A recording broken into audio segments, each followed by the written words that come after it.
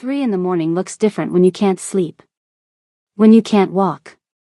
The sound of wheels scraping against hardwood echoed through the massive penthouse as Cha Duwu pushed himself toward the bathroom. Sweat beaded on his forehead, pain shooting through his useless legs.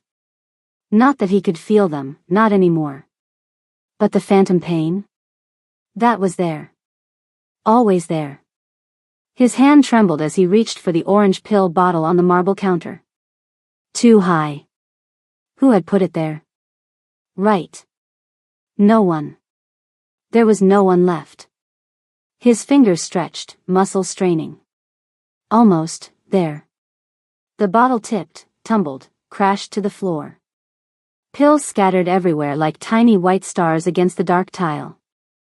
No, he growled, slamming his fist against the wheelchair's arm. No, no, and oh. The sudden shadow in the doorway made him freeze. A woman stood there, watching. The new housekeeper. Karen Sinclair. American. Dark skin glowing warm even in the cold bathroom light. Her eyes didn't hold pity. That was new. Get out. Duwu snarled, his accent thickening with rage. Instead, she stepped forward, kneeling to gather the scattered pills. Her movements were calm, unhurried. You have two choices, Mr. Cha, she said, her voice steady as a heartbeat. Accept my help or die alone. She looked up, meeting his glare. Your wife already made her choice. In the silence that followed, something shifted between them. Something neither was prepared for. Okay, I know what you're thinking right now. How did this powerful man end up here? And who is this brave woman standing up to him? Trust me, this story is going to grab your heart and not let go. If you're into stories about loyalty when the world turns its back, about finding strength in your darkest hour, you're in the perfect place. Take 2 seconds to smash that subscribe button and let me know in the comments where you're watching from. Done? Perfect. 3 months earlier, Cha Duwu was untouchable. Mr. Cha, the contracts are ready for your signature. The nervous young executive bowed slightly, placing the leather portfolio on the gleaming desk. Duwu didn't immediately respond. The floor-to-ceiling windows of his office showcased Seoul sprawling below like a glittering carpet. His empire. Not official, of course. On paper, he was merely a successful businessman with interests in shipping, real estate, and technology. The other aspects of his organization remained carefully shadowed. Is Jinho waiting?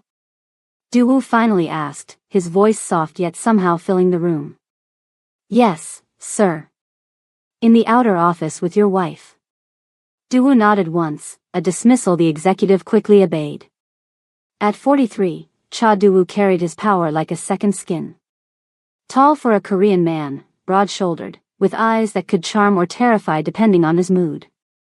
He'd risen from nothing, the son of a fish seller who'd clawed his way to the top through brilliance, determination, and when necessary, calculated ruthlessness.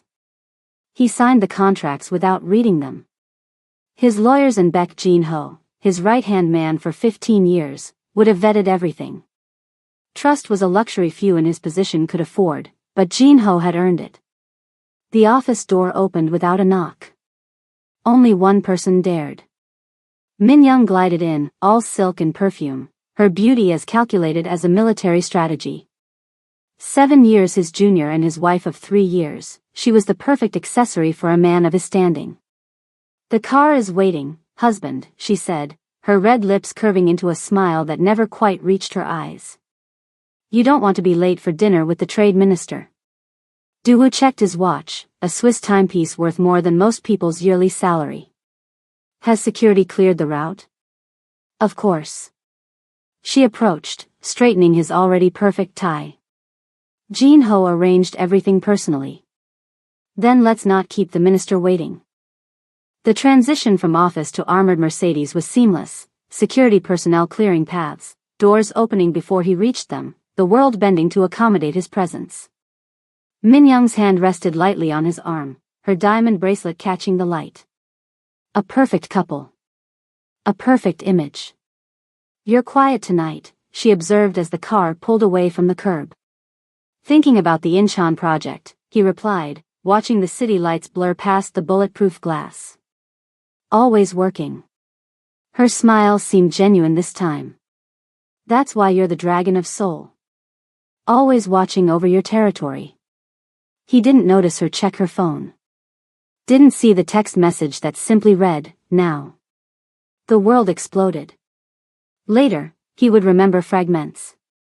The driver shouting. Glass shattering. The car spinning. The staccato rhythm of bullets tearing through metal. A scream, Minyoung's. His own. Then blinding, white-hot pain shooting through his lower back before darkness claimed him. The hospital's ceiling was the first thing he saw. White. Sterile. Foreign. Mr. Cha. A doctor's face swam into view. Can you hear me? Doo-woo tried to speak, found his throat raw. Minyoung, he managed. Your wife is fine. Minor cuts only.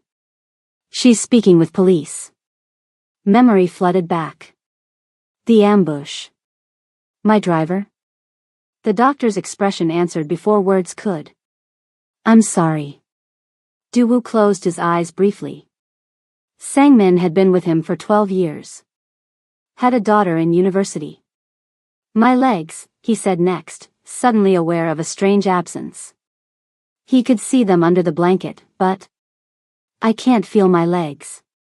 The doctor's face shifted to practice compassion. Mr. Cha, the bullets damaged your spinal cord at the L1 vertebra. We've stabilized you, but Doo-woo knew what came next. He delivered enough death sentences himself to recognize one coming. The damage is permanent. You'll never walk again. 5 words. 5 words that erased everything he was. A rustle of expensive fabric announced Minyoung's arrival. Her face was a perfect mask of wifely concern, tears threatening but carefully not falling to preserve her makeup. Oh, husband, she whispered, taking his hand. Thank goodness you're alive. But something flickered in her eyes as they traveled down to his legs. Something that wasn't sorrow. Something closer to satisfaction? No. He was imagining things. The medication. The trauma. The police think it was the Taiwanese, she said, squeezing his hand. Or maybe the Jang family retaliating for that shipping contract. Doo-woo watched her face carefully. Call Jin-ho. Tell him to come immediately. Of course. I'll step outside. She pressed a kiss to his forehead, the gesture feeling performative. I'll take care of everything while you recover.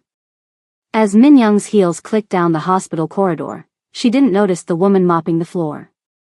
Didn't see how the woman's hands stilled on the mop handle, her dark eyes watchful. Karen Sinclair had been working at the private hospital for just 2 weeks, a temporary position while she established herself in Seoul.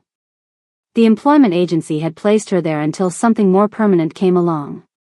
She'd learned to make herself invisible in spaces like this, where the wealthy and powerful didn't see service workers.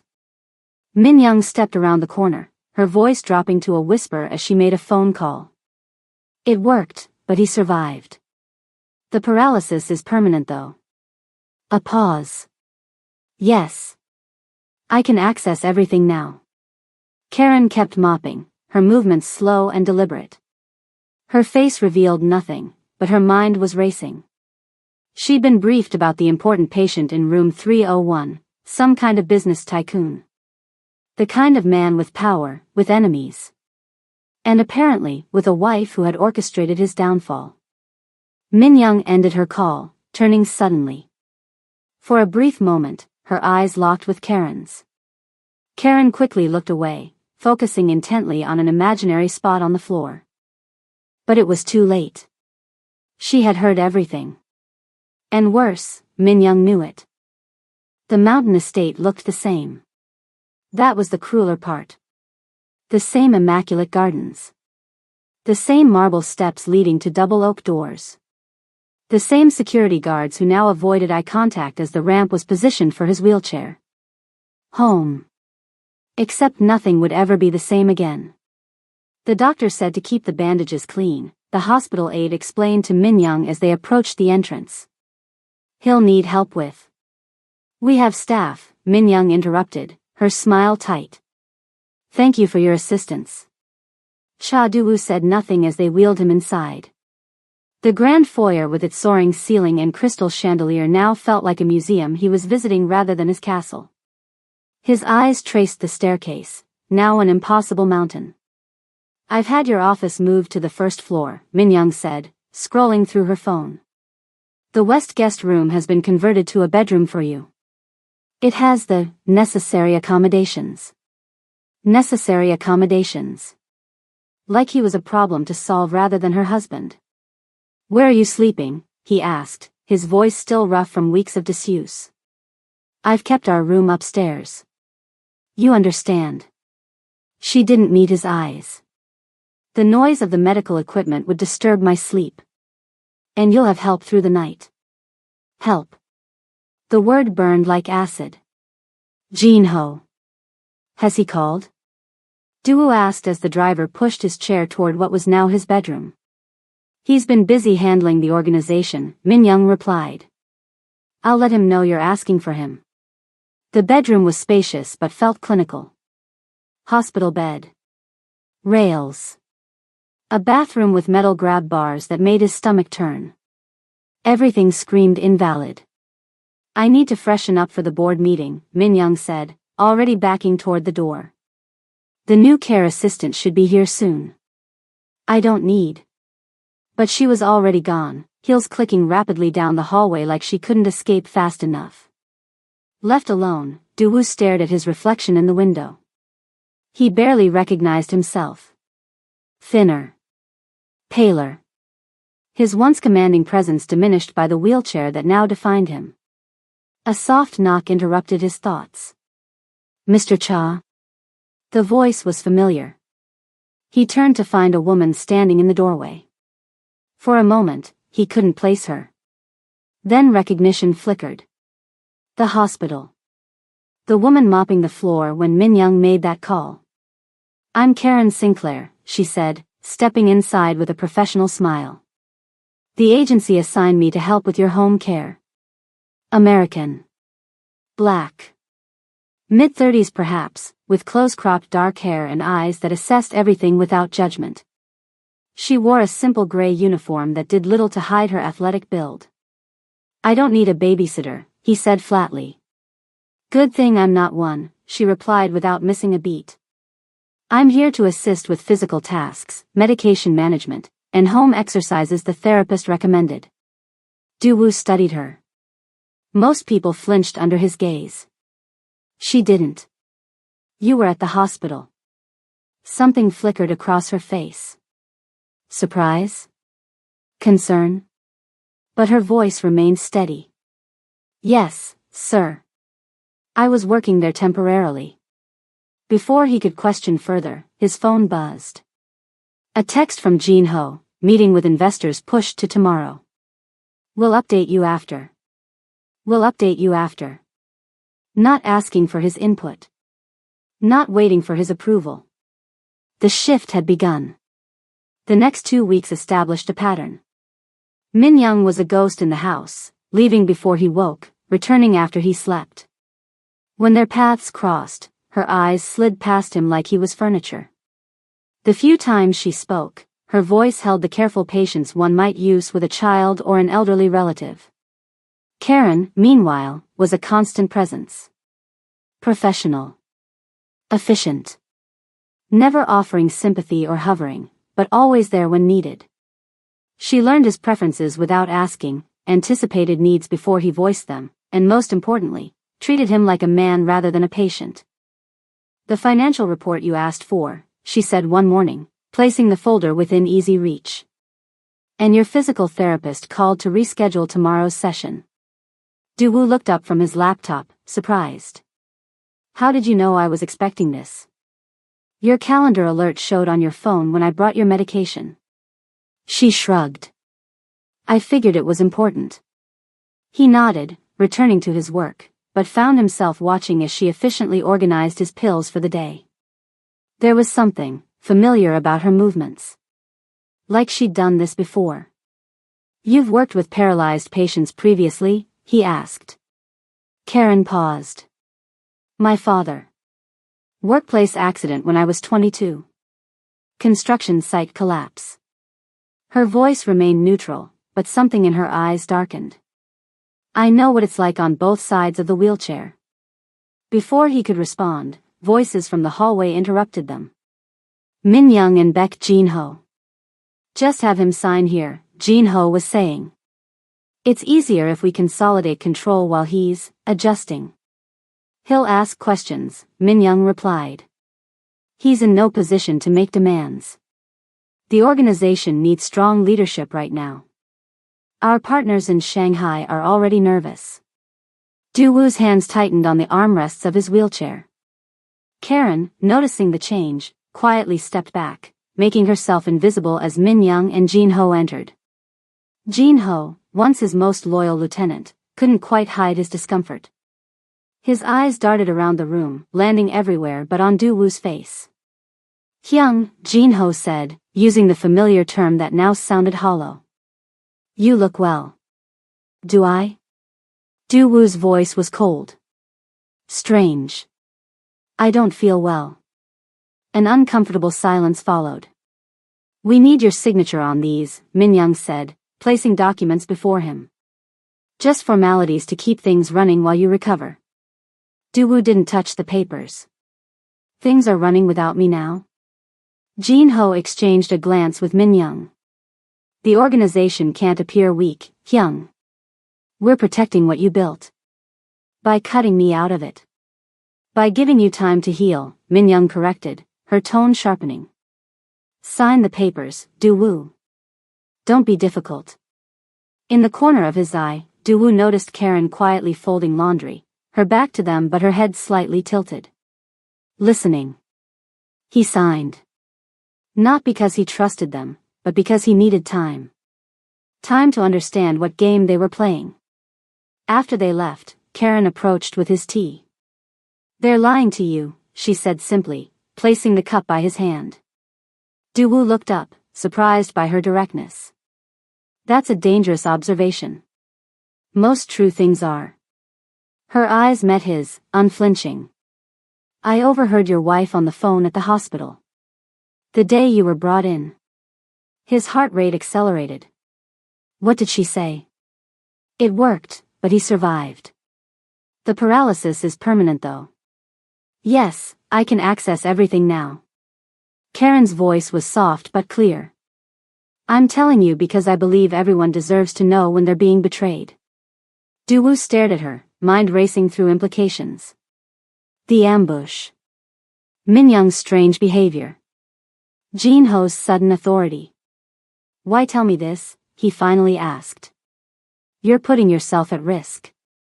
Karen's expression remained steady. "My father always said character is what you do when no one's watching. But it's also what you do when someone's vulnerable." She straightened. "I should finish preparing your lunch." As she walked away, Du-woo realized he was seeing her, really seeing her, for the first time. The final betrayal came 3 weeks after his return home. Du-woo had just taken his evening medication when Min Young entered his room without knocking. She wore a black evening dress, diamonds at her throat, perfumed and perfect. "I need you to sign these," she said, placing more documents beside him. "It's the power of attorney we discussed." "We never discussed a power of attorney," Du-woo said, the words slightly slurred. The medication made his mind foggy, his reactions slow. "Of course we did, husband." Her smile was patient, practiced. "You agreed it would be easier with your condition. Just temporary, until you're stronger." Something in her eyes made him hesitate, but the papers swam before his vision. He needed to sleep. "Tomorrow," he mumbled. "It can't wait." Her voice hardened. "The transfer deadlines are tonight." "Transfer deadlines?" But before he could question further, a pen was in his hand, her manicured finger pointing to signature lines. One after another. In the morning, she was gone. Not just from the bedroom, but from the house. Her closets emptied, jewelry safe cleared out. When he wheeled himself to his office, he found Karen standing there, face grim. "Sir," she said quietly. "The household staff has received termination notices. Effective immediately." "What?" He grabbed his phone, tried to access his bank accounts. Denied. Another account. Denied.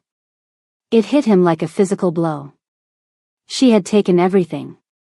The house phones began to ring, security, staff, all receiving the same message. "Min Young has fired everyone," Karen confirmed, watching his face carefully. "She's transferred ownership of the companies, liquidated accounts. The staff is already leaving."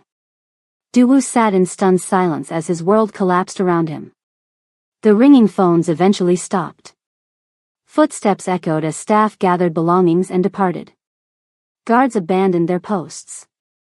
Within hours, the bustling estate fell silent. Completely silent. Daewoo wheeled himself through empty hallways, shock giving way to cold fury. He had built an empire from nothing, and she had stolen it with a signature. He had survived bullets only to die slowly, abandoned and helpless in a house he could barely navigate alone. The pieces aligned with terrible clarity. The ambush. The convenient timing. His loyal men turning away. It hadn't been enemies outside his organization. The betrayal had been sleeping beside him all along. Night fell. The automated lights didn't activate. The smart home system was controlled through Min Young's phone. Darkness crept through the mansion, room by room, until Daewoo sat alone in the pitch-black kitchen, staring at cabinets he couldn't reach. Hunger gnawed at him, but the refrigerator was nearly empty. The highest cabinet, he knew, held emergency supplies. Canned food. Water. Too high for him to reach from the wheelchair. He positioned himself beneath it, stretched upward, fingers scrabbling against the smooth wood. Just inches away. Useless. The sound of the service door opening froze him mid-reach. Footsteps. Quiet but purposeful. His hand moved instinctively toward the knife block, but it had been moved. Out of reach, like everything else in his life. "Who's there?" he called, voice steady despite the hammering of his heart. The lights flickered on. Karen stood in the doorway, plastic bags of groceries in each hand, surprise on her face at finding him in the dark. "Mr. Cha," she said, as if her presence was the most natural thing in the world. "The staff was dismissed," he said, confusion momentarily replacing fear. "My wife fired everyone." Karen set the bags on the counter, her movements unhurried. "The agency didn't notify me of any termination," she replied, beginning to unpack vegetables, rice, containers of banchan. "My contract is with the household, not your wife." She looked up, meeting his gaze with quiet determination. "And I don't abandon people who need me." "Why are you really here?" The question hung in the air between them as Karen unpacked groceries the next morning. She paused, a container of kimchi in hand. "I told you. My contract is with the agency," she replied, placing the jar in the refrigerator. Daewoo's eyes narrowed. He hadn't slept, suspicion gnawing at him all night. "Did my wife hire you specifically?" "No. The agency assigned me." "And you just happened to be at the hospital when I was admitted?" "Just happened to overhear her call?" His voice hardened. "Who sent you?" "One of my competitors." "The Zhang family?"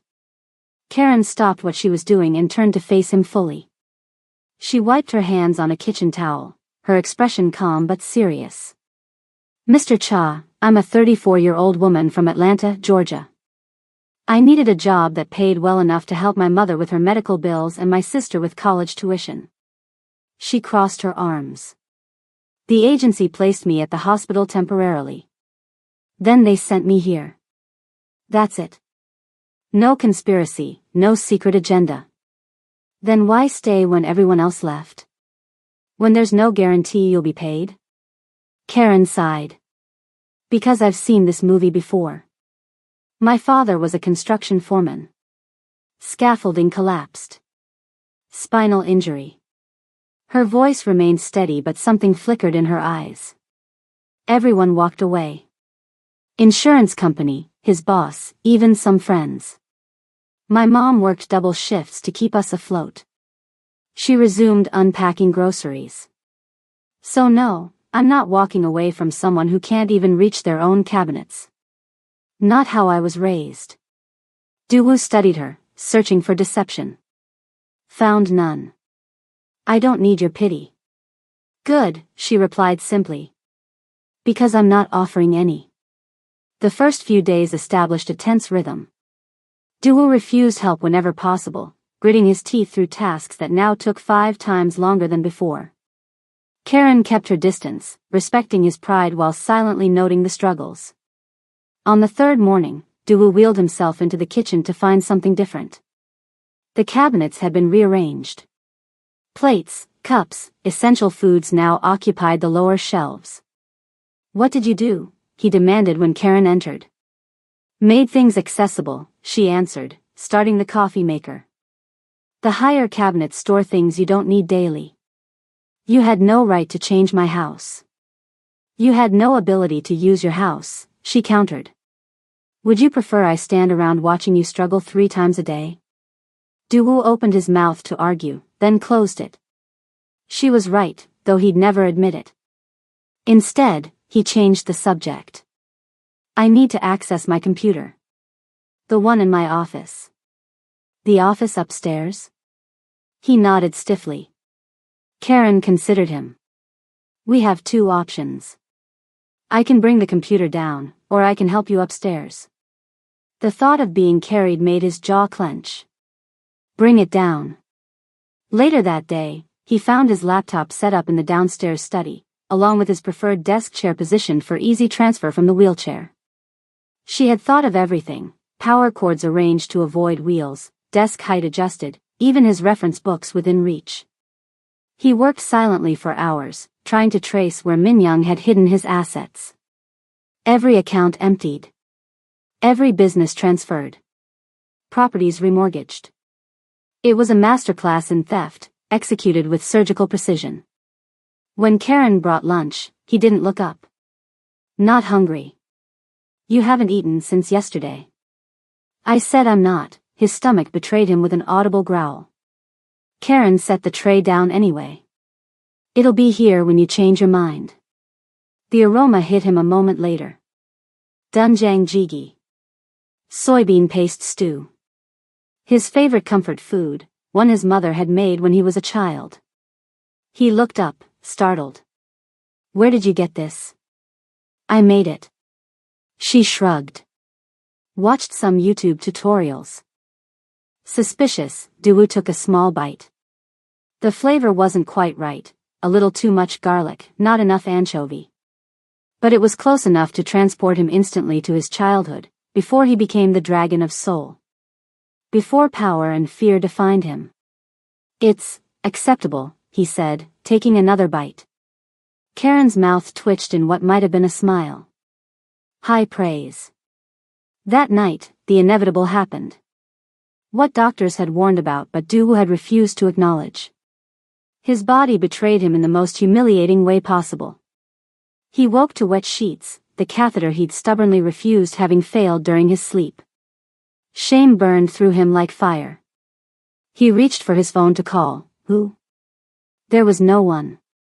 Just Karen. His finger hovered over her name in the contacts. He couldn't. Wouldn't. But the bedroom door opened anyway. Karen appeared in sleep clothes, basketball shorts and a faded Atlanta Falcons t-shirt. I heard you moving around. Need something? Duwoo's face burned. Get out. She started to turn, then paused, noticing. Understanding crossed her face. It happens, she said matter-of-factly. It's medical, not personal. I said get out, he snarled, humiliation turning to rage. Karen didn't flinch. Mr. Cha, you have 2 options. Let me help you change, or sit in it until morning. Your choice, but only one makes medical sense. The standoff lasted 10 seconds. 20. Finally, Duwoo looked away, defeat in every line of his body. Fine. What followed should have been the ultimate degradation. Instead, Karen's clinical efficiency and complete lack of disgust or pity somehow made it bearable. She helped him transfer to the shower chair, turned on the water, and handed him soap. Call when you're done.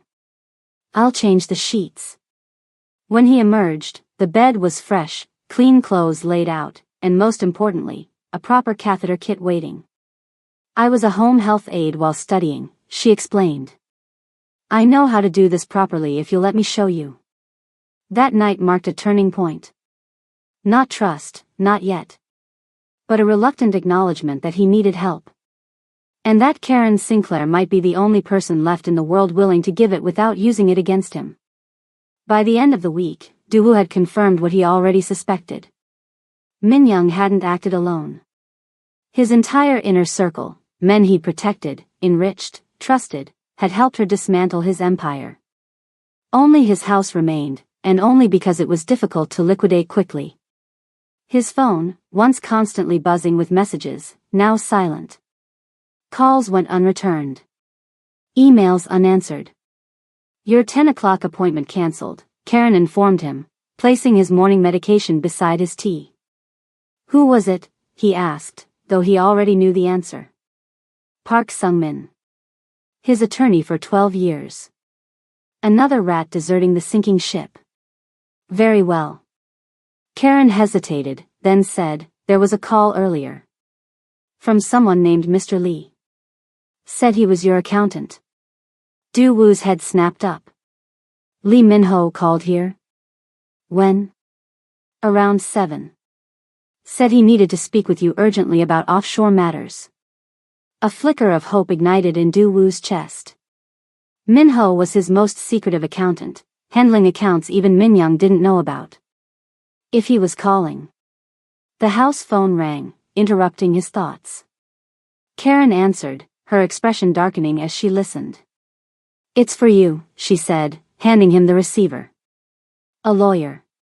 The man on the other end didn't bother with pleasantries. Mr. Cha, this is Young Hee-jun, representing Mrs. Cha. There are remaining documents requiring your signature to complete the asset transfer. I'll be arriving at 2 p.m. And if I refuse to sign? A cold laugh. Mrs. Cha anticipated resistance. The documents include evidence of certain business activities that would interest prosecutors. Sign, or face charges. The call ended. Du-woo's hand tightened on the receiver until his knuckles whitened. Blackmail? Karen asked quietly. Apparently. She studied his face. Will you sign? Would you? If someone took everything you worked for, then demanded you hand over the scraps. Karen's expression hardened. No. I'd fight. For the first time since the shooting, Du-woo smiled. It wasn't a warm smile, it was the dangerous grin that had once made rivals tremble. Then we prepare for a fight. That afternoon, while Du-woo napped, a necessity he resented but couldn't avoid, Karen took the opportunity to properly clean his office. The lawyer's visit had been tense but brief. Du-woo had refused to sign, and the threats remained just that. For now. As she dusted his desk, her cloth caught on something underneath. A small protrusion, almost unnoticeable. Curious, she ran her fingers along the bottom edge of the massive wooden desk. A button. Karen hesitated. This wasn't her business. But if Min-young was threatening him, perhaps there was something here that could help. She pressed it. A soft click, then a whirring sound. The bookcase to her right slid sideways, revealing a hidden room. Karen stared, heart pounding. She should stop. Close it. Pretend she never found it. Instead, she stepped forward. Motion sensors detected her presence. Lights flickered on automatically, illuminating what could only be described as a war room. One wall held weapons, handguns, rifles, even what looked like a samurai sword. Another displayed surveillance monitors, currently dark. A third contained shelves of cash bundles in various currencies, gold bars, and locked metal boxes. "My God," she whispered, taking it all in. "Give me one reason," came a cold voice behind her, "why I shouldn't assume you're here to finish what my wife started." Karen turned slowly to find Duwu in the doorway, his wheelchair blocking the only exit, his eyes harder than she'd ever seen them. Karen's heart pounded against her ribs as she faced Duwu in the doorway. His eyes held the cold calculation of a predator. "I was cleaning," she said simply. No excuses. No elaborate story. "And the button? You just happened to find it?" "My cloth caught on it." She kept her voice steady. "I was curious." "That was stupid of me." Duwu's hands gripped the wheels of his chair, knuckles white. "Curiosity is a luxury people in my world can't afford. It gets them killed." The threat hung in the air between them. Karen glanced at the weapons on the wall, then back to Duwu. "If you're going to kill me for finding your secret room, do it now," she said. "Otherwise, I'd like to finish cleaning the office." Her directness seemed to catch him off guard. For several seconds, he studied her face, looking for fear, for deception, finding neither. Finally, his shoulders relaxed slightly. "You're either very brave or very foolish. I've been called both." She gestured to the room. "So, not just shipping and real estate, I'm guessing." The ghost of a smile touched his lips. "Not just those, no." Duwu wheeled himself fully into the room, the door sliding closed behind him. The space felt smaller with both of them inside, the air heavier. "I built my first legitimate business at 25, he said, moving to the wall of monitors. "But in Korea, legitimate businesses need protection. From competitors, from officials wanting bribes, from those who would take what isn't theirs." His fingers brushed the dark screens. One thing led to another. "You're Yakuza?" Karen asked. "That's Japanese. We have our own traditions." He turned to face her. "I protected people. Provided jobs. Kept order in places the law couldn't reach." Karen processed this, her expression thoughtful rather than judgmental. "And your wife? Was she involved?" Min-young knew enough. "Not everything." His jaw tightened. "She enjoyed the benefits, the lifestyle, the respect, the power that came with my name. But she kept her hands clean." Karen took a risk, asking the question that had been burning since the hospital. "Was she involved in the attack on you?" The silence that followed was answer enough. Finally, Duwu spoke, his voice quiet. "I believe so. But I have no proof." The timing was too perfect. She was prepared for everything, the legal documents, the bank transfers, the company restructuring. All executed within days of my injury. He wheeled to the shelf of cash, running his fingers along a stack of one. "What I don't understand is why. Money, yes, but she could have divorced me and taken half. Why the elaborate betrayal? Why try to kill me?" "Maybe it wasn't just about money," Karen suggested. "Maybe it was about power. Your organization." Duwu considered this. "Perhaps." He looked at her directly. "Now you know who I am. What I am. Does that change your decision to stay?" Karen leaned against the desk, arms crossed. "My father's accident happened at a high-rise construction site. The company denied responsibility, claimed he'd been drinking. He wasn't." Her voice hardened. "But they had lawyers, insurance companies, money. We had nothing." "I'm sorry that happened," Duwu said, surprisingly genuine. "My point is, I've seen what legitimate businesses do to people. At least you're honest about who you are." She met his gaze. "And you haven't answered my question from before." "Which was? Are you going to kill me for finding this room?" Duwu actually chuckled, a sound she hadn't heard from him before. No, Miss Sinclair. I think we're past that now. As they exited the secret room, the dynamic between them had shifted. Not quite trust, but a mutual understanding. They had both shown their cards, at least some of them. The next morning brought a change in routine. Instead of breakfast in his room, Duwoo asked to be in the kitchen. He watched as Karen prepared a simple meal of rice, soup, and banchan. My mother made soup like that, he observed. Before she got sick. Karen glanced over her shoulder. Cancer? Yes. I was 15 when she died. I'm sorry. She placed the bowl before him. Is that why you rose so fast? To provide for your family? My father and younger brother, yes. Duwoo ate a spoonful of soup. My father died 3 years later. Heart attack. My brother, we don't speak anymore. Why not? A shadow crossed his face. He disapproved of my methods. Said I dishonored our parents' memory. Karen sat across from him with her own bowl. But you protected him? Always. Paid for his education. His house. His children's futures. Duwoo's voice turned bitter. He takes my money but won't take my calls. Families are complicated, Karen said. My ex-fiancé was the same way. Duwoo looked up, surprised by the personal revelation. He was there when my dad's accident happened, she continued. Supportive at first. But once it became clear Dad wasn't getting better, that our lives would revolve around his care, he started pulling away. He left? Karen nodded. Said he didn't sign up for this. That he wanted a wife, not a caretaker. Her laugh held no humor. As if I had signed up for it. As if my father had chosen to have his spine crushed. Duwoo was quiet for a moment. You stayed with your father.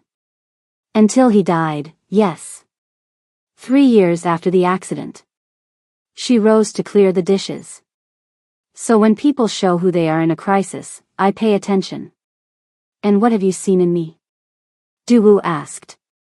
Karen paused, considering. Someone who's angry. Hurt. Dangerous, yes. But also, resilient. Before he could respond, the doorbell rang. They both froze. No one had visited since Minyoung left. Karen moved to the security panel on the wall, bringing up the front gate camera. A delivery man stood waiting, a large box in his arms. Were you expecting something? She asked. Duwoo shook his head. No one knows I'm still here. Karen's eyes narrowed. Wait here. She moved through the house to the front door, something prickling at the back of her neck. Instinct, maybe. Or just caution learned from her father's experience. The delivery man smiled blandly when she opened the door. Package for Mr. Cha. Who's it from? Karen asked, not reaching for it. Doesn't say. Need signature. Karen studied the box. Plain. No company logo. No return address. The delivery man shifted his weight, impatience flashing across his face. I'll need to check with Mr. Cha first, she said, starting to close the door. The man's foot suddenly wedged in the doorway. It's just a package, lady. His insistence sent alarm bells ringing. Karen's eyes dropped to his hands, knuckles white around the box, a slight tremor. Leave it on the step, she said firmly. I'll bring it in. Need a signature, he repeated, pushing against the door. Karen made a split-second decision. She shoved the door hard against his foot, causing him to stumble back in pain and surprise. The package fell, hitting the stone step with a distinctly metallic clank. The delivery man's face transformed, fury replacing blandness. He reached into his jacket, but Karen was already slamming and locking the door. Through the security panel, she watched him flee, limping slightly, no attempt to retrieve the fallen package. Duwoo had wheeled himself to the hallway, alarm on his face. What happened? Fake delivery, Karen said, heart pounding. I think it might be a bomb. 20 minutes later, after carefully moving the package to the garden using a shovel, they confirmed her suspicion. The box contained an improvised explosive device, crudely made but effective enough to kill anyone in close proximity when opened. How did you know? Duwoo asked as they sat in his office, the security feeds showing police bomb disposal technicians in the garden. She had called them anonymously, not wanting to involve Duwoo directly. He was too insistent. Wouldn't leave it. And when it fell, she shrugged. I've watched too many crime shows, I guess. Duwoo wasn't smiling. You saved my life. Again. It's becoming a habit, she said, attempting humor. They'll try again, he said seriously. Whoever sent that, Min Young, Jin Ho, one of my rivals, they won't stop. Karen watched the technicians carefully removing the device. Then we need to be ready. We? Duwoo raised an eyebrow. This isn't your fight, Ms. Sinclair. Karen, she corrected. And I think it became my fight when someone tried to blow up my workplace. Duwoo studied her, something new in his expression. Respect, perhaps. Or concern. You could leave, he said quietly. Go back to America. To safety. Is that what you want? He didn't answer immediately. It would be simpler. Simpler isn't always better. Karen crossed her arms. Besides, who would make your soup? A ghost of a smile touched his lips. Who indeed? The moment was interrupted by Karen's phone ringing. She checked the caller ID, Mom. I should take this, she said, stepping toward the door. Of course. Hey, Mom, Karen answered, moving into the hallway. Everything okay? Her mother's voice was tense, worried. Karen, honey, there was a woman here asking questions about you. Said she was from the Korean embassy. Karen's blood ran cold. What? When? Yesterday. She knew where you worked, knew about your father, had pictures of our house. I have a bad feeling, baby. Karen turned slowly, meeting Duwoo's eyes through the doorway. The color drained from her face. Min Young found my family, she whispered. Tell me your mother's address, Duwoo demanded the moment Karen lowered her phone. His voice had changed, sharper, more commanding. The voice of the man he used to be. Karen hesitated, the fear for her family battling with caution about sharing personal information. Karen. Duwoo's eyes locked with hers. I can help, but I need the address. She gave it to him. What choice did she have? Duwoo immediately wheeled himself to the secret room, Karen following close behind. Inside, he moved to a secure phone she hadn't noticed before. This line can't be traced, he explained, dialing rapidly. Min Young doesn't know about it.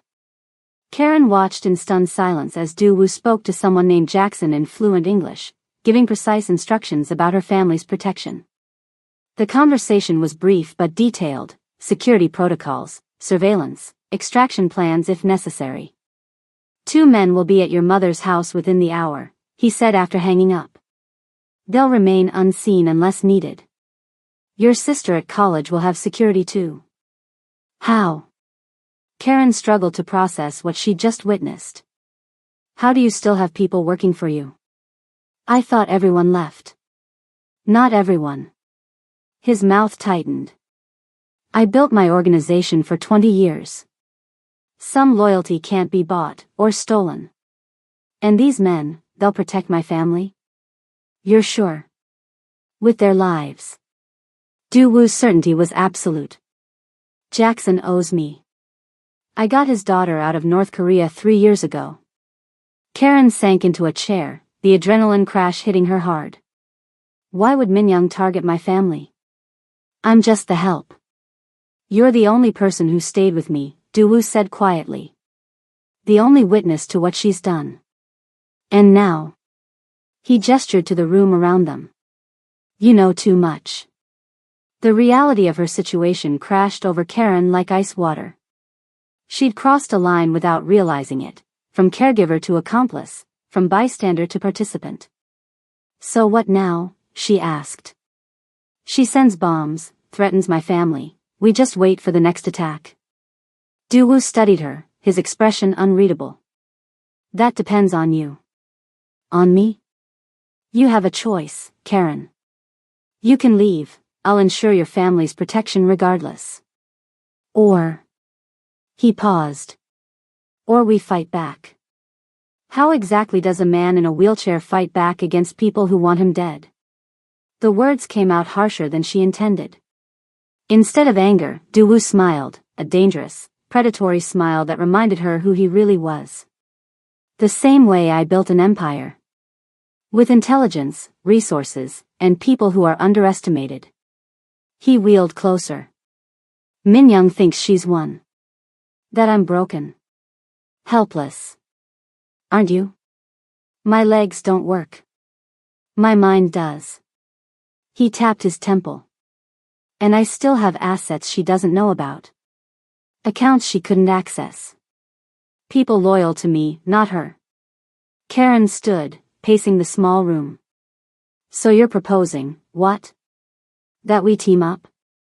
Take her down? I'm proposing a pact, Daewoo said. Mutual protection. I shield your family. You help me rebuild. Together, we make Minyoung regret her betrayal. Karen stopped pacing, facing him directly. If I do this, help you, I need to know everything. No more secrets. And no illegal activities. Some secrets protect you, Daewoo countered. And legality is complicated in my world. Not for me. Karen's voice hardened. I won't help you hurt people. I won't be part of that. For a long moment, Daewoo said nothing, the silent battle of wills filling the space between them. Finally, he nodded. I accept your terms. For now. He extended his hand. Partners? Karen looked at the offered hand, strong, capable despite his condition. The hand of a man who had ordered violence, who lived outside the law. But also the hand of the man who had just protected her family without hesitation. She took it. Partners. If this story of loyalty in the face of danger speaks to you, hit subscribe right now so you never miss an update. Smash that subscribe button and let me know in the comments where you're watching from. Now, back to our unlikely alliance. This is ridiculous, Daewoo grumbled the next morning, eyeing the equipment Karen had assembled in the home gym. It's not state-of-the-art, she admitted, but it'll work. Using supplies from around the house, Karen had created a makeshift physical therapy setup. Resistance bands tied to sturdy furniture. Hand weights fashioned from water bottles filled with sand. A padded mat on the floor for core exercises. I did physical therapy with my father for 3 years, she explained. The fancy equipment is nice, but unnecessary. Daewoo looked skeptical. And this will help, how? You need upper body strength. Core strength. Not just for daily activities, but for what's coming. Karen crossed her arms. Unless you plan to defeat Minyoung by running her over with your wheelchair? A reluctant smile tugged at his lips. Fair point. What followed was the first of many grueling sessions. Karen was a demanding trainer, pushing Daewoo through exercises that left him sweating and cursing in Korean. She ignored his complaints, noting with satisfaction the determination that replaced his initial resistance. Again, she instructed after he completed a set of modified pull-ups using the resistance bands. This is torture, he gasped, arms trembling. This is survival, she corrected. Your enemies think you're weak. Every rep makes that assumption more dangerous for them. By the third day, their routine expanded. Mornings for physical training. Afternoons for strategic planning in the secret room. Daewoo began teaching Karen about his financial systems, the legitimate ones and the gray areas. This account, he said, pointing to figures on a secure laptop, Minyoung doesn't know about it. I established it through a shell corporation in Singapore. Karen studied the numbers. That's a lot of zeros.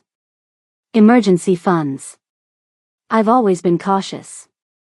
Cautious enough to hide money from your wife, but not cautious enough to prevent her betrayal, Karen observed. Duwoo's jaw tightened, but he didn't deny it. I trusted her. A mistake I won't repeat. As the days passed, their partnership deepened. Karen absorbed everything Duwoo taught her, financial systems, security protocols, even basic Korean phrases. In turn, she pushed his physical recovery further than he thought possible. Your core is getting stronger, she noted one morning, helping him complete a series of transfers from wheelchair to mat and back. Soon you'll be able to do this independently. Thanks to your torture sessions, he replied, but there was no bite to his words. During their fifth workout, something unexpected happened. Karen was demonstrating a self-defense move, how to break a chokehold, using Duwoo as her practice dummy since he was seated. If someone grabs you from behind, she explained, positioning his arm around her neck, you tuck your chin, grab their arm, and she executed the move, breaking his hold and spinning to face him. Good, Duwoo nodded. But if your attacker is stronger, try this. He reached out, demonstrating a different grip-breaking technique on her wrist. Use their momentum against them. Karen practiced the moves several times, surprised by his expertise. Where did you learn this? I wasn't always surrounded by bodyguards, he said. I fought my own battles first. They continued exchanging techniques, Duwoo showing her how to strike vulnerable points, how to use leverage instead of strength. Despite his condition, his upper body was powerful, his knowledge extensive. You're a quick study, he observed as she successfully countered one of his moves. I had a good teacher, she replied, slightly breathless from exertion. Their eyes met, and something shifted in the air between them. A moment of connection that transcended their arrangement. Then Duwoo smiled, not his dangerous smile, or his sarcastic one, but something genuine. Something warm. We might survive this yet, he said softly. That afternoon brought their first major breakthrough. While reviewing financial records, Karen noticed a discrepancy in Minyoung's transfer patterns. Look at this, she said, pointing to the screen. She moved money from your main accounts, but these subsidiary companies weren't touched. Duwoo leaned forward, studying the data. She didn't know about these. They're registered under different names. So we have access to about $12 million, he confirmed, something like hope flickering in his eyes. Not my full fortune, but enough to start rebuilding. Karen felt a surge of satisfaction. Enough to fight back. That night, they celebrated with a proper dinner. Karen prepared bulgogi using a recipe she'd found online, while Duwoo contributed a bottle of wine from his cellar, one of the few luxuries Minyoung hadn't taken. To unexpected alliances, Duwoo toasted, raising his glass. And to justice, Karen added, clinking her glass against his. Later, as Karen prepared for bed, she caught herself smiling at her reflection in the bathroom mirror. The fear was still there, the danger still real. But for the first time since discovering Minyoung's betrayal, there was also hope. A path forward. She was so lost in thought that she almost missed the soft beep from the hallway. The security system. 3 rapid beeps, the silent alarm code. Karen froze, listening. The house was quiet. Too quiet.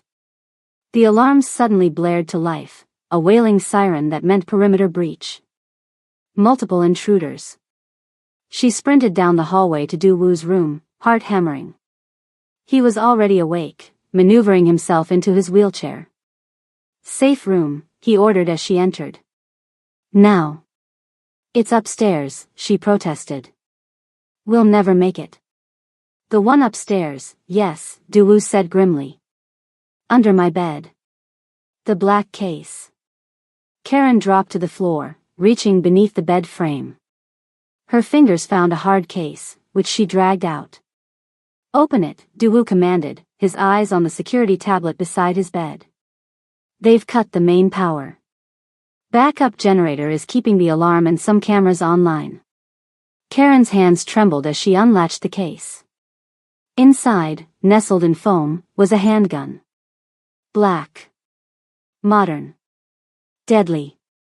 Take it, Duwu said, his voice leaving no room for argument. Karen hesitated, the weight of the moment pressing on her. This wasn't self-defense training or financial planning. This was a line she'd never expected to cross. Duwu wheeled closer, his eyes intense. You need to make a choice right now, Karen. Can you use this if you have to? Before she could answer, a crash echoed through the house. The sound of glass breaking downstairs. They were out of time. The gun felt wrong in Karen's hand. Heavy. Foreign. But the sounds of intruders downstairs left no time for moral debates. Yes, she whispered, answering Duwu's question. If I have to. Duwu nodded once, then pointed to the wall panel beside his closet. Press the lotus painting. Third flower from the right. Karen did as instructed. The panel slid open, revealing a small room, another hidden space in this house of secrets. Panic room, Duwu explained as she helped maneuver his wheelchair inside. Bulletproof. Separate communication system. Enough supplies for 3 days. Good, Karen said, preparing to follow him in. We can. No. Duwu grabbed her wrist. You can't be in here. What? Why not? Because they'll search the house. Find nothing. Then burn it down with me inside. His eyes were deadly serious. You're my only advantage. The variable they don't expect. Realization dawned on Karen's face. You want me to distract them. I want you to survive, he corrected. But yes, distraction would help. Footsteps on the stairs. Getting closer. Karen made her decision in a heartbeat. How do I seal you in? Same panel. Be careful. Their eyes held for a moment, something unspoken passing between them. I will, she promised, then closed the panel, watching it blend seamlessly into the wall. Alone now, Karen took stock of her situation. Gun in hand. Intruders approaching. Her mind raced through the layout of the second floor. The master bedroom had a balcony. The guest room connected to a back staircase for staff. The linen closet had a laundry chute. Options. She had options. Slipping off her shoes, Karen moved silently to the hallway, keeping low. 3 men were climbing the stairs, dark clothes, face masks, guns visible. Check every room, one ordered in Korean accented English. Find Cha. Jin-ho wants confirmation. Jin-ho. Duwu's former right-hand man. The betrayal ran deep. Karen retreated to the master bedroom, the one place they'd expect to find Duwu. She made the bed creak deliberately, loud enough to hear, then slipped into the massive walk-in closet. Footsteps rushed toward the sound. In here, a voice called. Karen pressed herself behind a rack of Minyoung's abandoned designer clothes as 2 men burst into the bedroom. While they searched the obvious hiding spots, she inched toward the back of the closet, to the small door that connected to the adjoining bathroom. Nothing, one growled. Check the bathroom. As they moved toward the bathroom door, Karen slipped through the connecting door, circling behind them. Heart pounding, she eased back into the bedroom and out to the hallway. The 3rd man was methodically checking rooms down the corridor, back turned to her. Karen had a split second to decide, try for the stairs or create another distraction. The gun weighed heavy in her hand. Could she actually shoot someone? Instead, she grabbed a decorative vase from a hallway table and hurled it down the opposite end of the corridor. It shattered spectacularly. There. The man turned, running toward the sound. Karen used the opportunity to slip down the back staircase, emerging in the kitchen.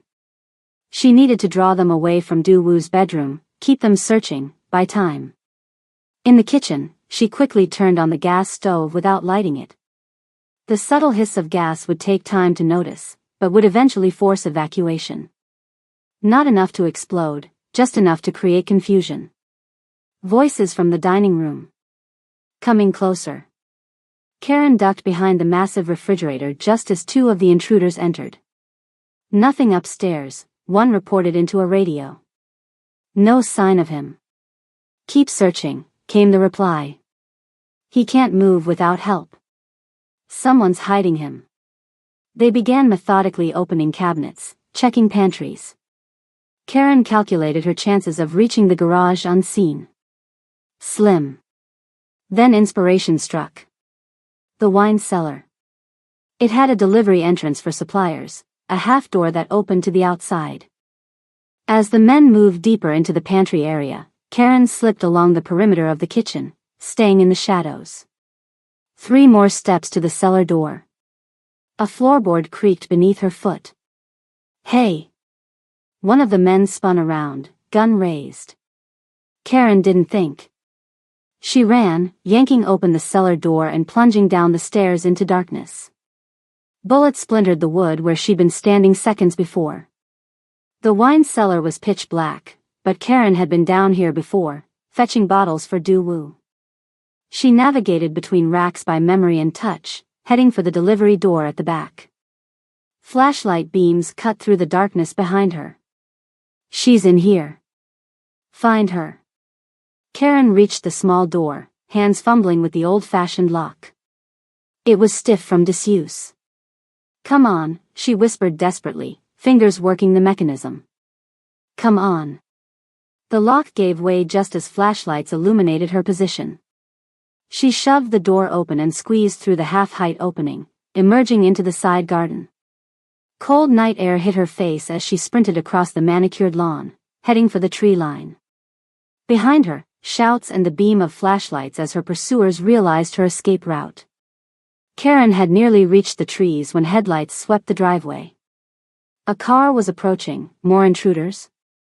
Her heart sank. She was trapped between the house and the newcomers. But instead of joining the search, the car skidded to a stop at the main entrance. An elderly Korean man emerged, followed by 4 younger men in suits. The older man barked orders, and his companions immediately drew weapons, moving with military precision toward the house. Karen watched from her hiding spot as the newcomers engaged the intruders. There was shouting, a brief exchange of gunfire, then silence. The elderly man remained by the car, scanning the grounds.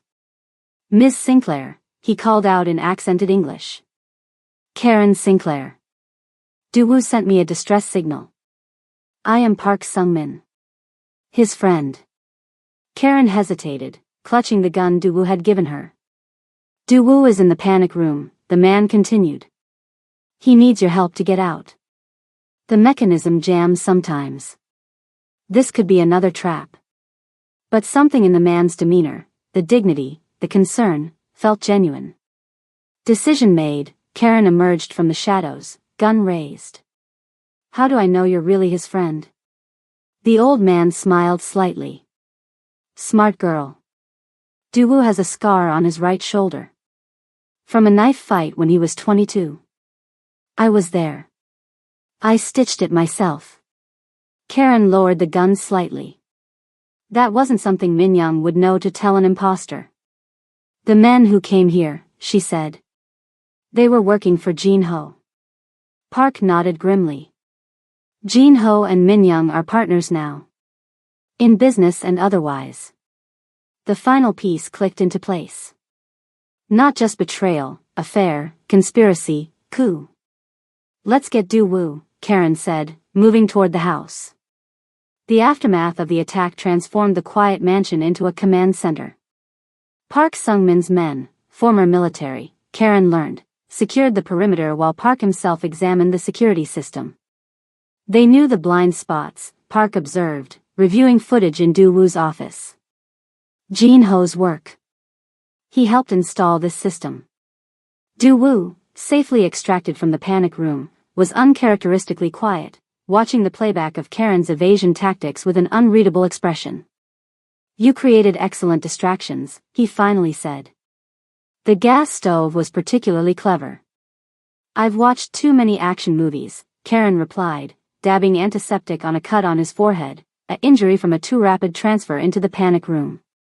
Resourcefulness can't be taught, Park commented, studying Karen with newfound respect. You kept them searching while protecting Du Wu's location. Not many trained operatives could have done better. Karen shrugged, uncomfortable with the praise. I did what needed doing. That, Park said with a slight bow, is the highest compliment in our world.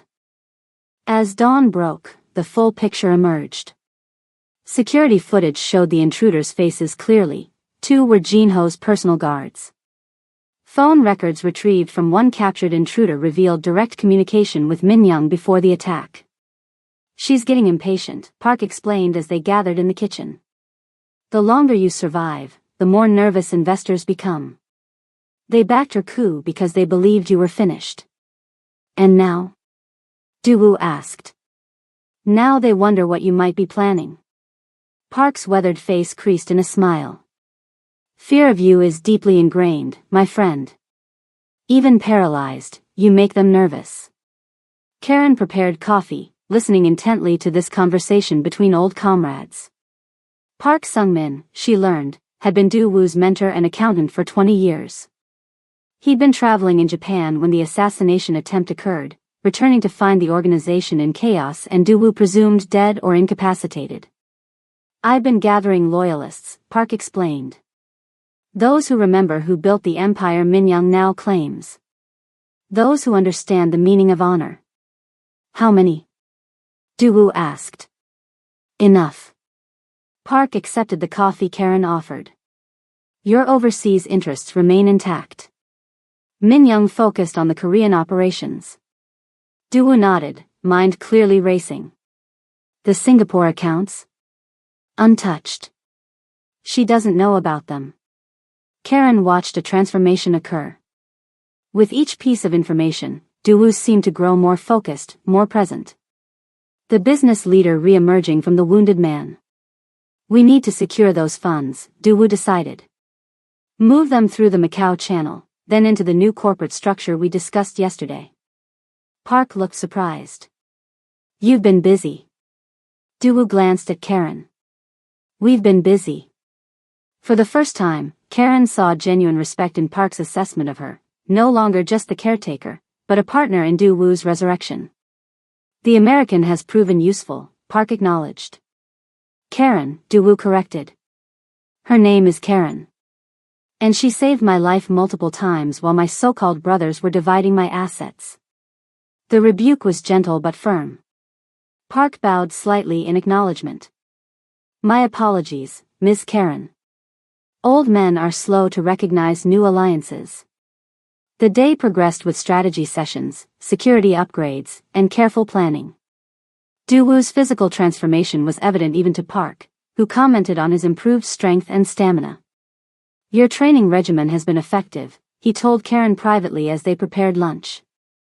I haven't seen him this focused since before the attack. He's determined, Karen replied simply.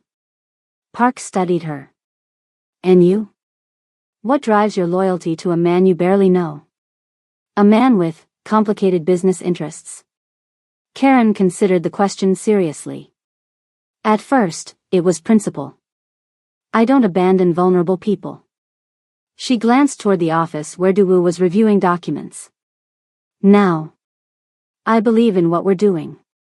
Reclaiming what was stolen. Justice, Park nodded. A powerful motivator. By evening, the immediate crisis had passed. Park's men established a security perimeter around the estate, with rotating shifts and enhanced surveillance. The captured intruder was taken to a secure location that Karen chose not to ask about. As she prepared evening tea, Karen felt a strange sense of belonging. This makeshift war council, Du-woo, Park, herself, had formed a bond forged in crisis. For the first time since coming to Korea, she felt part of something meaningful. She gathered the tea tray and headed toward Du-woo's office, where he and Park were finalizing plans. Their voices drifted through the partially open door. The accounts in Singapore are still secure, Du-woo was saying. She doesn't know about them. Good, Park replied. That gives us operating capital. And the new corporate registrations are proceeding under the names we discussed. Karen was about to knock when Park's tone changed, becoming more cautious. And what about the woman? He asked quietly. Karen? Daewoo sounded surprised by the question. Park's voice lowered further. When this is over, she knows too much. What will you do with her then? Karen froze outside the door, tea tray in hand, heart suddenly pounding in her ears. The question echoed in the silence that followed. What would he do with her when this was over? The question hung in the air like a storm cloud. What would Daewoo do with Karen when this was over? She stood frozen outside the door, tea growing cold in her hands, waiting for his answer. Do with her? Daewoo's voice was dangerously quiet. You speak as if she's a problem to be solved. She knows names, accounts, operations, Park pressed gently. In our world. She is not in our world, Daewoo interrupted. She is under my protection. Permanently. Park sighed. Daewoo, I understand gratitude, but this isn't about gratitude. Daewoo's chair squeaked as he moved. Karen Sinclair stayed when everyone else left. She fought for me when my own blood betrayed me. She is not staff. Not an employee. She is. He paused, searching for the right word. Family, he finally said, his voice firm. And we protect family. That discussion is closed. Karen's heart hammered in her chest.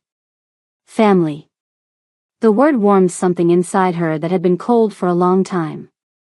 Taking a deep breath, she deliberately rattled the teacups and pushed the door open. Tea, she announced, as if she'd heard nothing. But her eyes met Daewoo's, and something passed between them, an understanding, a question, an answer.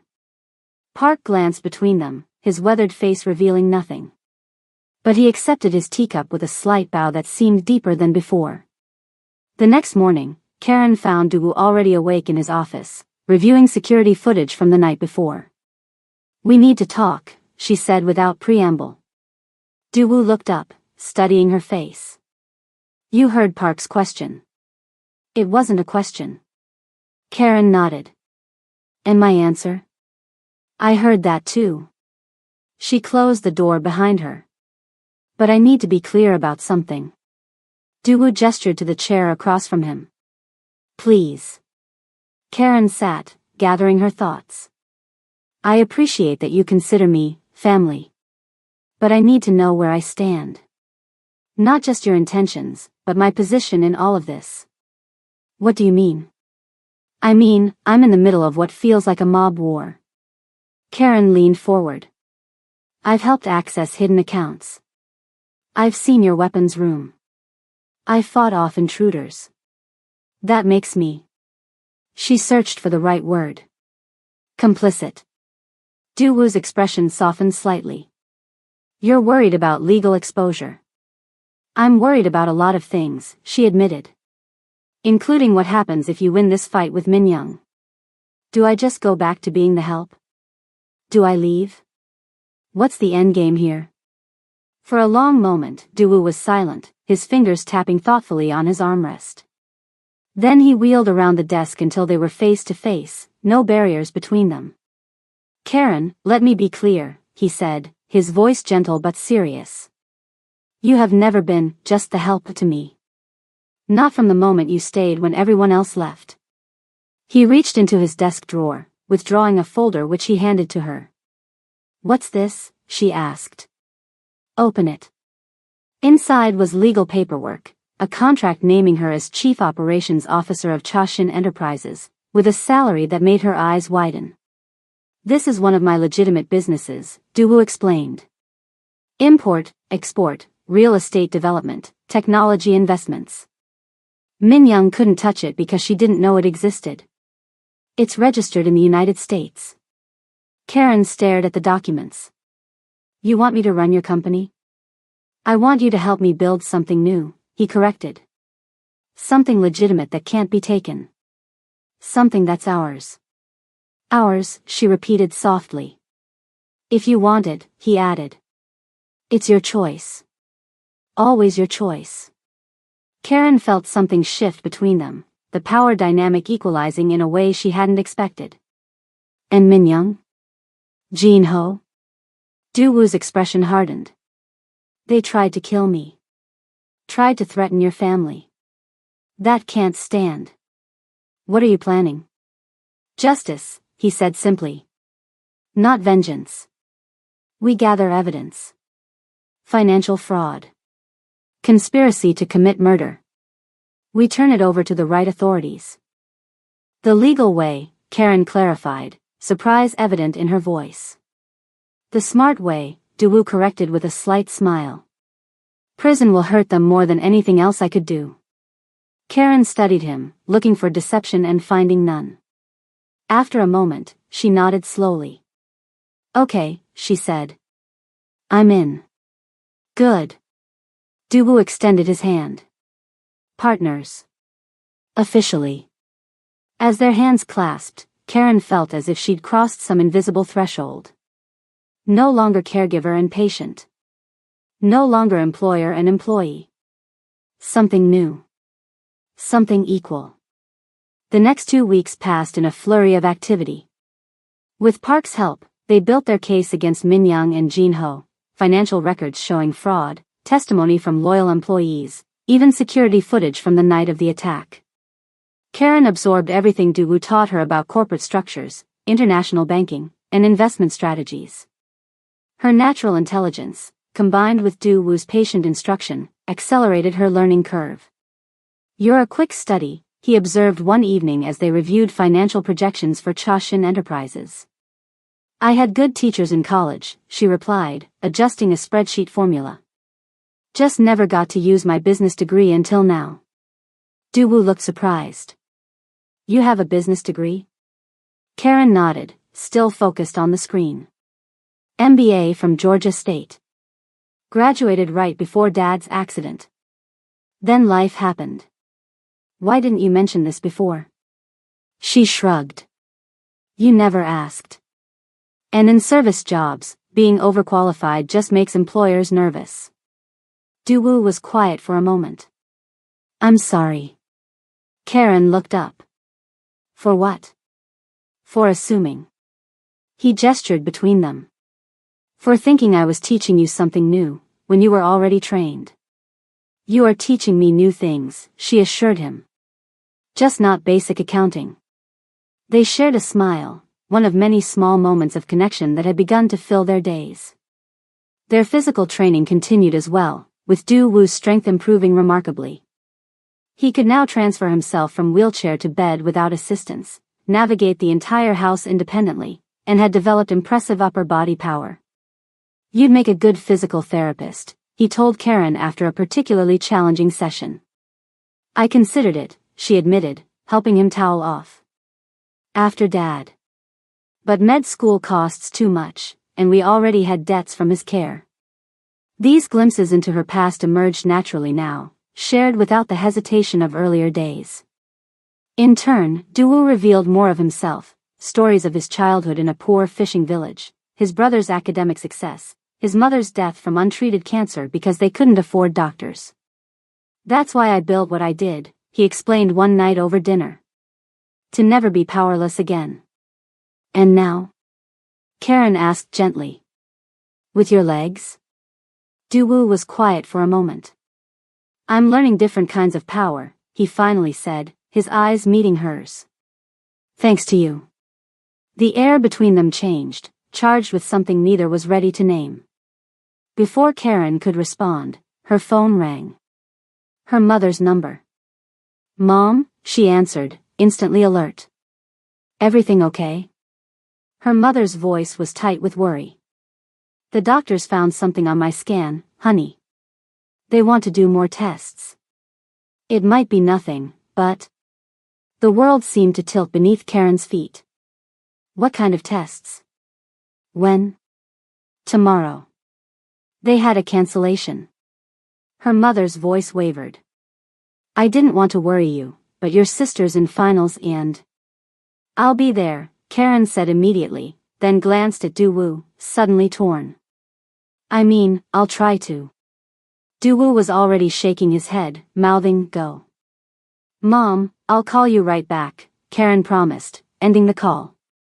You need to be with your mother, Du-woo said before she could speak. Family comes first. But the security situation is manageable. Park's men are here. I'll be fine. Karen hesitated. The flights will be expensive on short notice. Take the company jet, Du-woo said simply. It's fueled and ready at Incheon. I'll make a call. You have a private jet? Karen blinked. Chashin Enterprises has a jet, he corrected with a small smile. And its COO needs to return home for a family emergency. 3 hours later, Karen found herself on the steps of a sleek Gulfstream, overnight bag in hand. Everything had happened so quickly, Du-woo's efficient arrangements, the car waiting to take her to the airport, security escorts. I feel like I'm abandoning you, she admitted as Du-woo accompanied her to the car. You're not. His hand covered hers briefly. You'll be back. It wasn't a question, yet she heard the slight uncertainty beneath his confidence. Yes, she said firmly. I'll be back. The flight to Atlanta felt surreal, luxury surrounding her while anxiety churned in her stomach. Her mother's health, Du-woo's safety, the strange double life she now led. Karen arrived at Grady Memorial Hospital to find her mother already prepped for tests. Sandra Sinclair looked smaller than Karen remembered, more fragile, but her smile was the same. You didn't have to come all this way, she scolded, though her eyes said differently. Of course I did. Karen hugged her carefully. Family first. The next 2 days passed in a blur of doctor consultations, tests, and nerve-wracking waits for results. Karen's sister Tamika joined them, taking breaks from finals to bring coffee and updates from campus. On the second night, while their mother slept in her hospital room, Tamika cornered Karen in the cafeteria. Okay, spill, she demanded. What's going on with you? Karen blinked innocently. What do you mean? I mean, you show up from Korea on a private jet. You're wearing clothes I've never seen before. Tamika raised an eyebrow. And you keep checking your phone like the president might call. It's work, Karen said vaguely. Things are complicated right now. Uh-huh. Tamika leaned forward. And does complicated have anything to do with why you mention your boss in every other sentence? I do not. Du-woo would say this. Du-woo thinks that. Tamika mimicked. You talk about him differently than just a boss. Heat crept up Karen's neck. It's not like that. Then what is it like? Tamika's voice softened. Because something's changed. You look. I don't know. Alive in a way I haven't seen since before Dad got hurt. Karen stared into her coffee, suddenly unable to find words for everything that had happened. How could she explain the past weeks? The danger, the trust, the strange partnership that had formed in crisis? He needs me, she finally said. Not just for care.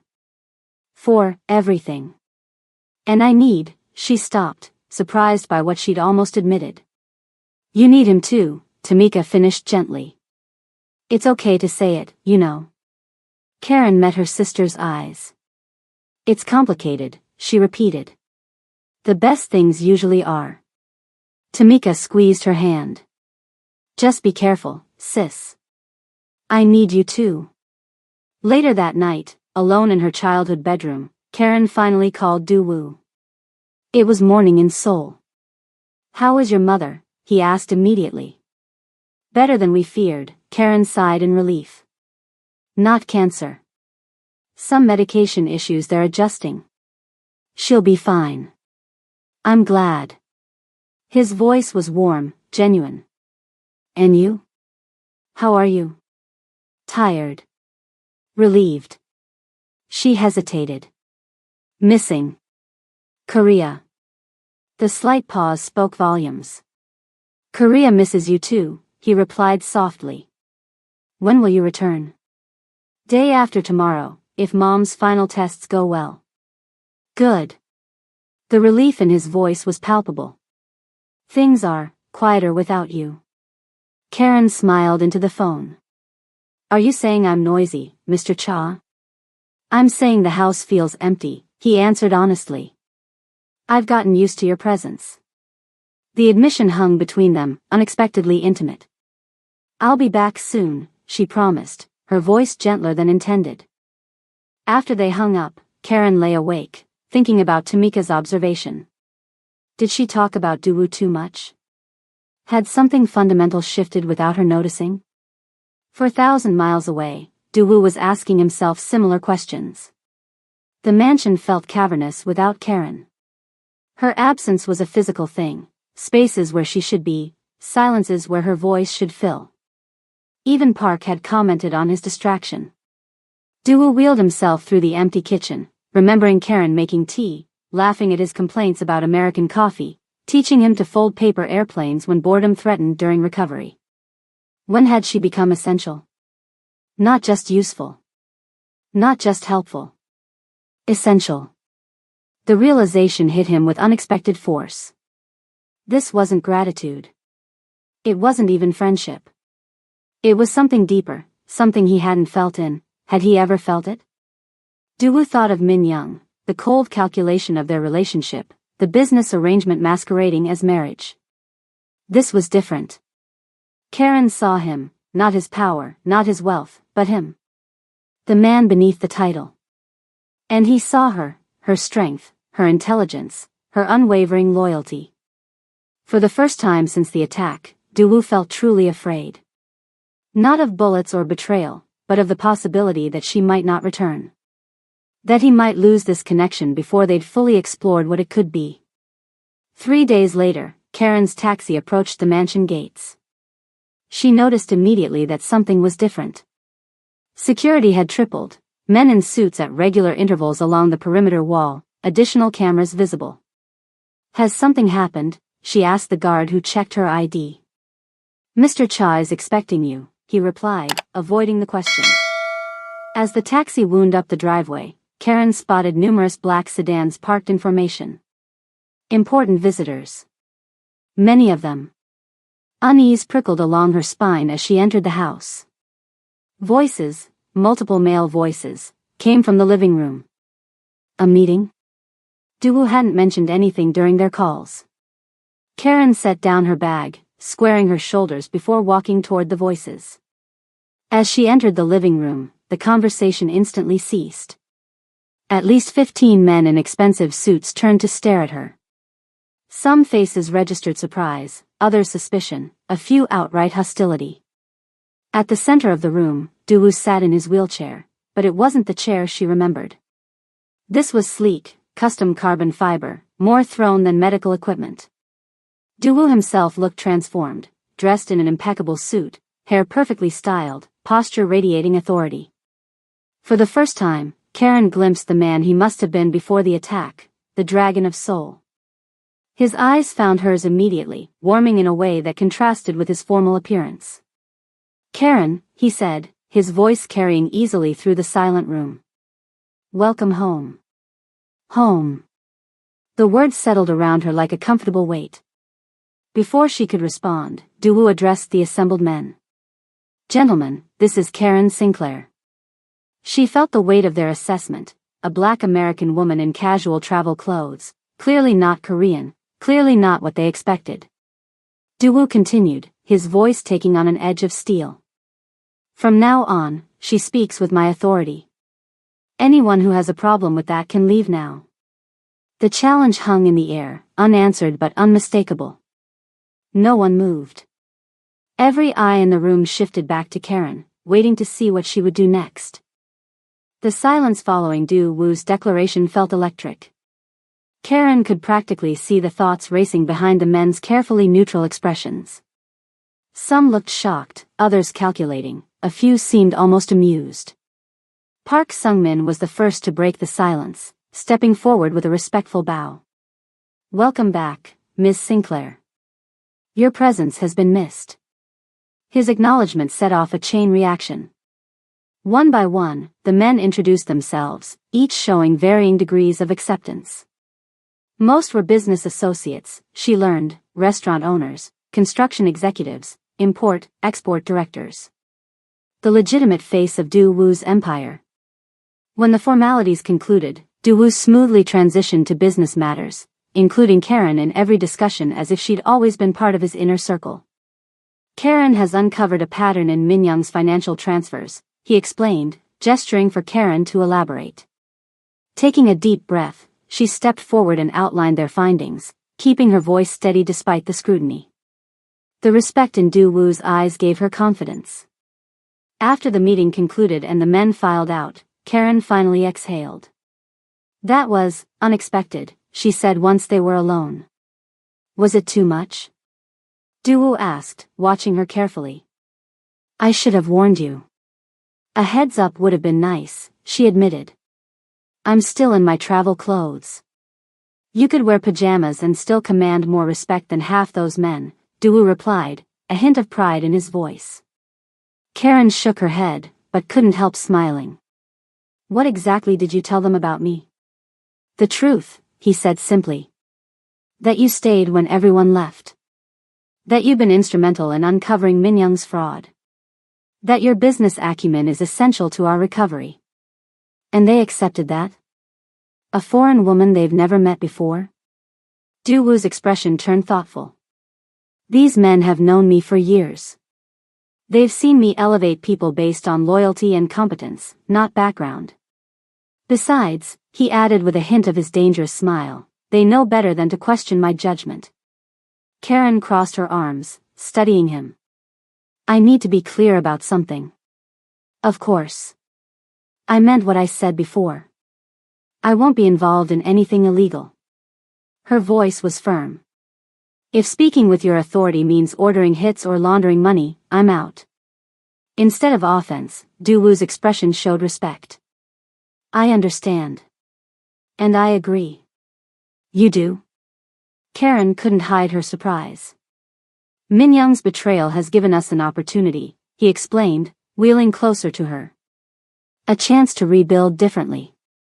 The legitimate businesses are actually more profitable long-term. Less risk, more stability. And the other parts of your organization? Are being restructured. Du Wu's tone made it clear this wasn't negotiable. Some operations will end. Others will continue under different leadership. You won't be involved with those. Karen considered this compromise. I can live with that, she finally said. As long as my hands stay clean. Your hands, Du Wu promised, will build something better than what was lost. The next week established a new normal. Karen moved from her staff quarters to a proper guest suite, a physical representation of her changed status. Du Wu formally introduced her as COO of Cha Xin Enterprises to his legitimate business partners, backing her authority with his own considerable influence. Most adapted quickly to the new hierarchy. A few tested boundaries, addressing questions about operational decisions to Du Wu instead of Karen, only to be firmly redirected. Ms. Sinclair handles those matters, he would say, refusing to undermine her. In private, they developed a two-pronged strategy, rebuild the legitimate businesses while gathering evidence against Min Young and Jin Ho. These transfer records, Karen said one evening, pointing to her laptop screen, show a clear pattern of fraud. Min Young moved assets that weren't hers to move. The power of attorney complicates things, Du Wu reminded her. She'll claim I authorized everything. Except for these, Karen countered, highlighting several transactions. These happened before you signed anything. And look at the dates, some of these transfers were set up months before your shooting. Du Wu leaned forward, studying the screen. You're right. This was premeditated. She was planning this for at least a year, Karen concluded. The attack just accelerated her timeline. The evidence continued mounting. Financial records showed Min Young had been secretly meeting with Jin Ho for 18 months. Property transfers revealed a pattern of assets being moved to shell companies controlled by Jin Ho's relatives. Most damning were emails recovered from a backup server, discussing how the wheelchair will make everything easier. They actually put it in writing, Karen said, disgusted. They were counting on your paralysis to make the takeover smoother. Duwoo's expression remained impassive, but Karen had learned to read the subtle signs of his anger, a tightening around his eyes, a certain stillness in his posture. Their arrogance will be their downfall, he said quietly. As they built their case, Karen insisted on following proper legal channels. Everything had to be admissible in court, obtained through legitimate means. Duwoo agreed, though sometimes with visible restraint. It would be faster my way, he remarked once after a particularly frustrating dead end. But not lasting, Karen countered. We do this right, or we don't do it at all. Duwoo studied her for a moment. You're good for me, Karen Sinclair. Someone has to keep you honest, she replied with a small smile. The dynamic between them continued evolving, becoming more partnership than employee-employer. They developed inside jokes, comfortable silences, and the ability to communicate with just a look.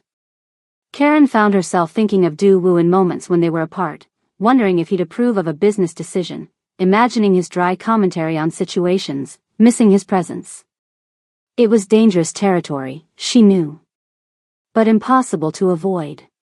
3 weeks after her return from Atlanta, everything changed again. Park arrived at breakfast, his normally composed face tense. Min-young is back in Korea, he announced without preamble. Duwoo set down his coffee cup. When? Yesterday. Private flight from Macau. Surveillance? In place. She went straight to the prosecutor's office. Karen and Duwoo exchanged alarmed glances. What would she want with prosecutors? Karen asked. To get ahead of us, Duwoo replied grimly. She knows we're building a case. Throughout the day, reports trickled in. Min-young meeting with government officials. Jin-ho spotted at a high-end restaurant with a known judge. Their enemies were mobilizing, calling in favors, building defenses. That evening, a delivery arrived at the mansion gates, a small package addressed to Karen personally. Security protocols meant it was thoroughly examined before reaching her. It's clean, the security chief reported, placing the box on the table. Karen opened it carefully. Inside was a single black rose and a note, housekeepers should know their place. Last warning. Duwoo, watching her face, wheeled closer. What is it? She handed him the note silently. The change in his expression was immediate and terrifying. The calm, strategic businessman vanished, replaced by something cold and dangerous. He barked orders to increase security, to track the package's origin, to review all surveillance footage. I want whoever delivered this found, he commanded, voice like ice. Now. When they were alone, Duwoo moved closer to Karen, taking her hand.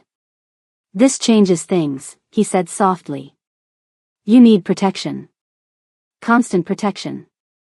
I'll be careful, she assured him. That's not enough. His grip on her hand tightened. Move your things to the room connecting to mine. The staff quarters are too isolated. Karen raised an eyebrow. That's Min-young's old room. All the more reason to replace her presence with something better. His eyes held hers. Please, Karen. I can't protect you if you're across the house. The intensity in his gaze made her breath catch. Okay, she agreed quietly. That night, after relocating to the connecting suite, Karen found herself unable to sleep. The threat felt more personal now. Not just business, but targeted specifically at her. She wandered onto the shared balcony between their rooms, breathing in the cool night air. Seoul glittered below, beautiful and indifferent to the human dramas playing out in its midst. Can't sleep? Duwoo's voice came from the shadows.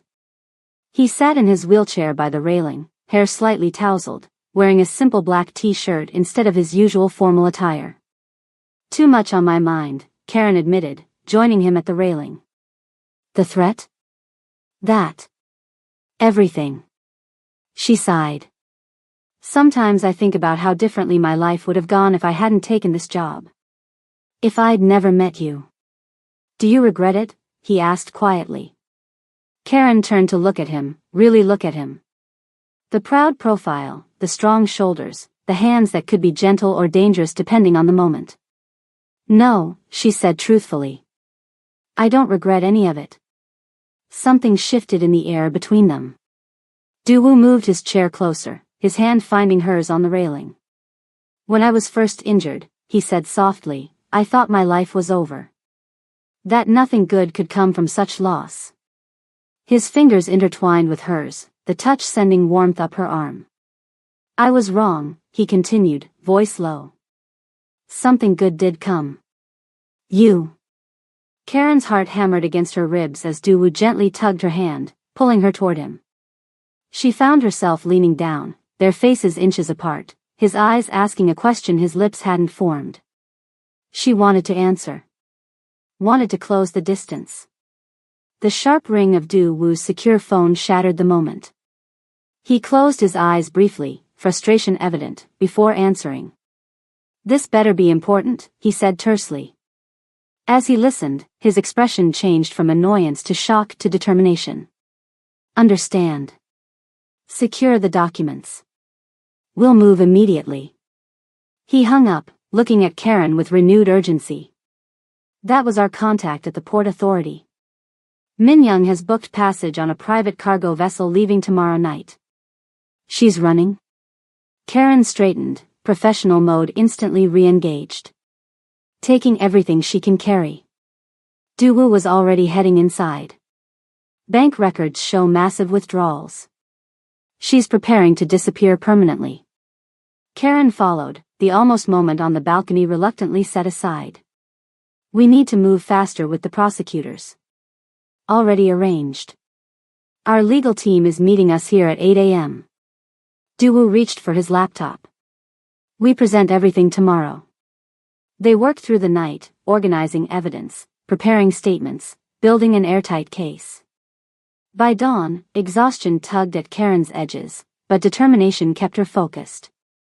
We only get one shot at this, she reminded Duwoo as they reviewed the final documents. It will be enough, he assured her. Min Young was careful, but not careful enough. At precisely 8 a.m., the legal team arrived, 3 Korean attorneys and an American consultant specializing in international financial crimes. The presentation was comprehensive, the evidence damning. With these records, the lead attorney concluded, the prosecutors can move immediately. Asset freezes, travel restrictions, possible arrests. Relief washed over Karen. After everything, the betrayal, the attacks, the threats, justice was finally within reach. How quickly can they act? Duwoo asked. They're reviewing everything now, the attorney reported. We should hear. The attorney's phone rang, interrupting him. The conversation that followed was in rapid Korean, but Karen could read the changing expressions. Something was wrong.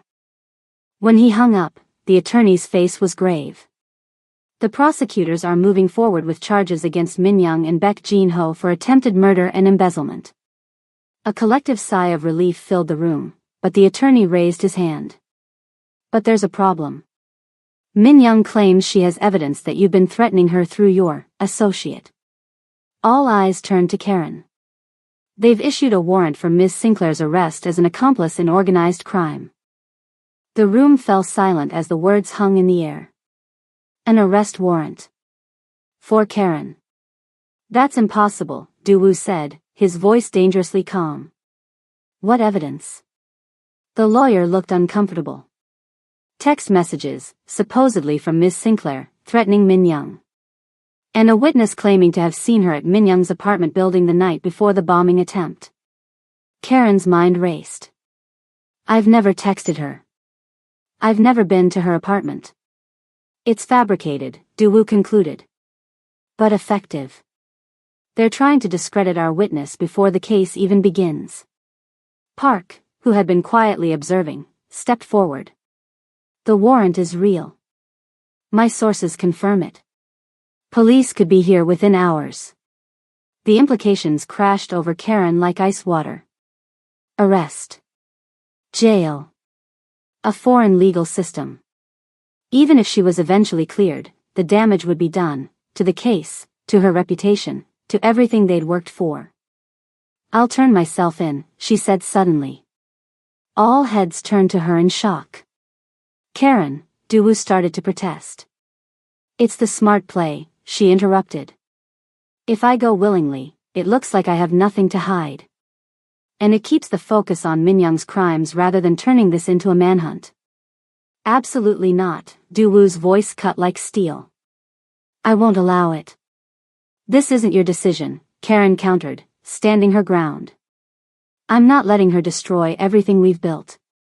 If my arrest keeps the investigation moving forward against her, it's worth it." Duwoo wheeled closer, his eyes intense. "Do you understand what Korean jail would be like for you? A foreigner? Alone?" "I understand exactly what I'm offering," she said quietly. "And I'm not afraid." The room watched their standoff with bated breath. Then Duwoo did something unexpected. He smiled, that dangerous, confident smile that had once made rivals tremble. "Your sacrifice is admirable," he said, "but unnecessary." He nodded to Park, who produced a sleek tablet from his briefcase. "We anticipated Minyoung might try something like this," Duwoo explained. "So we prepared contingencies." On the screen was a complete dossier, Karen's whereabouts for every day since Minyoung's departure, surveillance footage of her daily routines, affidavits from security personnel confirming she never left the estate unaccompanied. "You had me followed?" Karen asked, surprised and a little unnerved. "Protected," Duwoo corrected. "Documented. And it's a good thing we did." The lead attorney studied the evidence, nodding slowly. "This creates reasonable doubt. Combined with phone records proving Ms. Sinclair never contacted Minyoung." "We have those too," Park confirmed. Karen looked between them, stunned. "You thought of everything." "Not everything," Duwoo admitted. "But enough. Minyoung is desperate. That makes her dangerous, but also careless." He turned to the legal team. "Proceed with the original plan. Present our evidence to the prosecutors. Emphasize the falsified allegations against Ms. Sinclair as further proof of Minyoung's attempts to obstruct justice." As the lawyers gathered their materials, Duwoo wheeled toward his office, gesturing for Karen to follow. Once alone, his composed facade cracked slightly. "You were really going to surrender yourself," he said, voice tight with emotion. "For me. For this case." "It was the logical move," she replied simply. "Logic has nothing to do with what you offered." His eyes held hers. "No one has ever been willing to sacrifice so much for me." Karen felt something shift between them, the almost moment from the balcony returning with greater intensity. "What happens now?" she asked softly. "Now," Duwoo said, determination replacing vulnerability, "we end this. Tonight." The plan came together quickly. The prosecutors agreed to meet them at the Lotus, an exclusive restaurant in Gangnam, neutral territory where Minyoung and Jinho were known to dine regularly. The authorities would be positioned discreetly throughout the venue, ready to act once final evidence was presented. "Are you sure about this?" Karen asked as they prepared to leave. "Meeting her face to face?" "It needs to be public," Duwoo explained, adjusting his tie. "With witnesses. Where she can't deny who she really is." Karen understood the strategy, but worry gnawed at her. "She's cornered. That makes her unpredictable. That's why I want you to stay here," Duwoo said firmly. "Park and his team will handle security. You've done enough." Karen crossed her arms. "Not a chance. We started this together, we finish it together." Their eyes locked in another silent battle of wills. Finally, Duwoo nodded, a reluctant smile touching his lips. "Together, then." The journey to the Lotus felt surreal. The sleek black Mercedes had been modified for Duwoo's wheelchair, the interior a blend of luxury and practicality. Outside, Seoul's neon landscape blurred past, a city that had once bowed to Duwoo's influence, then believed him broken, now about to witness his resurrection. Karen sat beside him, dressed in a simple but elegant navy dress that Park had somehow procured in exactly her size. Daewoo looked more commanding than she'd ever seen him, bespoke suit, hair perfectly styled, his entire presence radiating authority. "Nervous?" he asked, noticing her fidgeting with her bracelet. "Terrified," she admitted with a small laugh. "But ready." His hand found hers in the darkness of the car. "Whatever happens, remember this, you saved me in ways that had nothing to do with my legs." The simple truth in his words warmed her more than any elaborate declaration could have. The Lotus loomed ahead, its traditional Korean architecture illuminated against the night sky. As their car pulled up to the entrance, Karen saw Minyoung's distinctive red sports car already parked in the VIP section. "She's here," Karen noted unnecessarily. Daewoo squeezed her hand once more before letting go. "Then let's not keep her waiting. Before we conclude this story of loyalty, redemption, and unexpected love, I want to thank you for coming this far with me. Stories like this one are why I do what I do, and your support means everything. If you felt something during this journey, please smash that subscribe button right now and let me know in the comments where you're watching from and which character you connected with most. Now, let's see how our story ends." Their entrance was nothing short of theatrical. Daewoo had timed it perfectly, the main dining room at its busiest, Seoul's elite gathered for evening meals, conversations flowing with wine and business deals.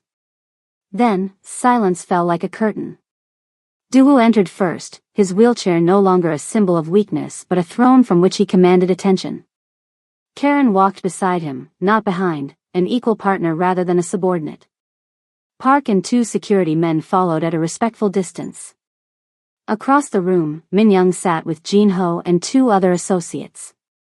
The shock on her face was palpable, even from a distance, first at seeing Daewoo in public, then at recognizing Karen beside him. "Quite an entrance," Karen murmured. "She always did appreciate theatrics," Daewoo replied as they approached the table. Minyoung recovered quickly, her surprise transforming into a cold smile. She was still breathtakingly beautiful, designer dress, perfect makeup, diamonds at her throat. But to Karen's eyes, the beauty now seemed hollow, like a mannequin's. "Husband," Minyoung greeted, the Korean honorific dripping with mockery. "How unexpected to see you out in public. And with your maid, no less." "Chief Operating Officer," Daewoo corrected smoothly. "Of Cha-Shin Enterprises. You remember my company? The one you couldn't steal because you didn't know it existed." Jin-ho, a stocky man with an expensive watch and nervous eyes, shifted uncomfortably. "This is a private dinner, Daewoo. Whatever business you have is with the prosecutors," Daewoo interrupted, "who should be arriving shortly. But I wanted to give you the courtesy of seeing me one last time before your arrest." Minyoung laughed, though Karen noticed it didn't reach her eyes. "Arrest? For what?" "Taking care of my poor, disabled husband's affairs while he was indisposed." "For attempted murder," Karen stated flatly. "For conspiracy. For fraud."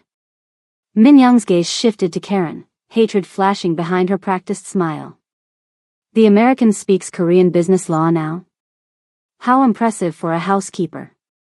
"I speak the truth," Karen replied calmly. "We have everything, Minyoung. The financial transfers that predated Daewoo's injury. The communications between you and Jin-ho planning the takeover. The orders for the hit." A flicker of uncertainty crossed Minyoung's perfect features. Then, surprisingly, she laughed again, genuine this time, and somehow more disturbing for it. "You think you've won," she said, leaning forward. "The triumphant return of the dragon and his foreign pet. But you've forgotten something important, husband." "And what's that?" Daewoo asked, his voice dangerously soft. Minyoung's smile turned vicious. "I know where all the bodies are buried. Literally." She glanced meaningfully around the crowded restaurant. "How many people here have benefited from your business methods? How many would fall if you took me down?" Daewoo didn't flinch. "You misunderstand the situation, Minyoung. I'm not here to threaten you. I'm here to say goodbye." Confusion flashed across her face.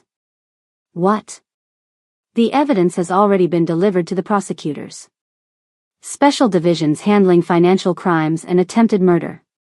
People outside our usual circles. People who can't be bought. Min Young's composure cracked slightly. You're bluffing. The accounts are already frozen, Karen added, feeling a grim satisfaction as Min Young's eyes widened. The Macau transfers, the Singapore holdings, the properties in your cousin's name. All of it. Jin Ho cursed under his breath, already reaching for his phone. One of his associates whispered urgently in his ear.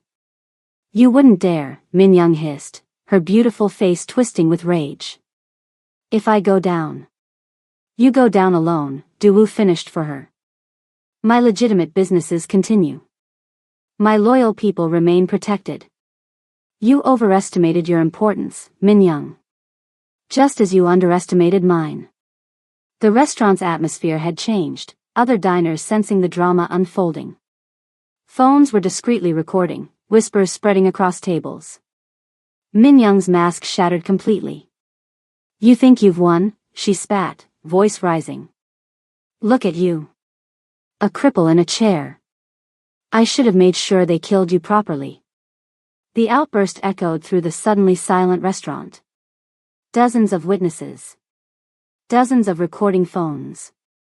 Duwu smiled, calm and victorious. Thank you for the confession. On cue, the restaurant doors opened. 3 plainclothes officers approached, flanked by uniformed police. Min Young Cha, Beck Jin Ho, the lead officer announced formally.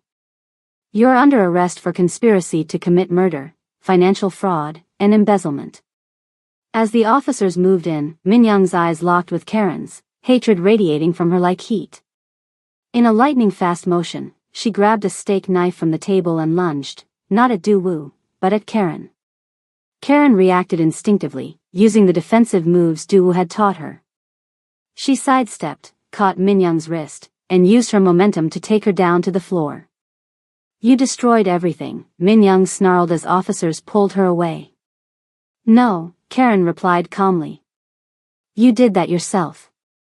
As Min Young and Jin Ho were led out in handcuffs, the restaurant erupted in whispers. Duwu, appearing unmoved by the drama, simply took Karen's hand. Are you all right? He asked quietly. Karen nodded, the adrenaline slowly subsiding. It's over? It's over, he confirmed. But the look they shared told a different truth. Something wasn't ending. Something was beginning. 1 month later, Seoul transformed under spring's gentle touch. Cherry blossoms bloomed throughout the city, their petals dancing on the breeze like pink snow. The Cha estate had transformed as well. Gone were the cold, minimalist touches Min Young had insisted upon. In their place, warmer colors, comfortable furniture, and adaptations that made the space accessible without sacrificing beauty. In the private garden, beneath a canopy of cherry trees, Duwu waited. His wheelchair now seemed simply part of him, not a limitation, but an extension of his presence. The man who had once defined himself by physical power now commanded respect through something deeper. Karen found him there, a light breeze stirring the blossoms around them.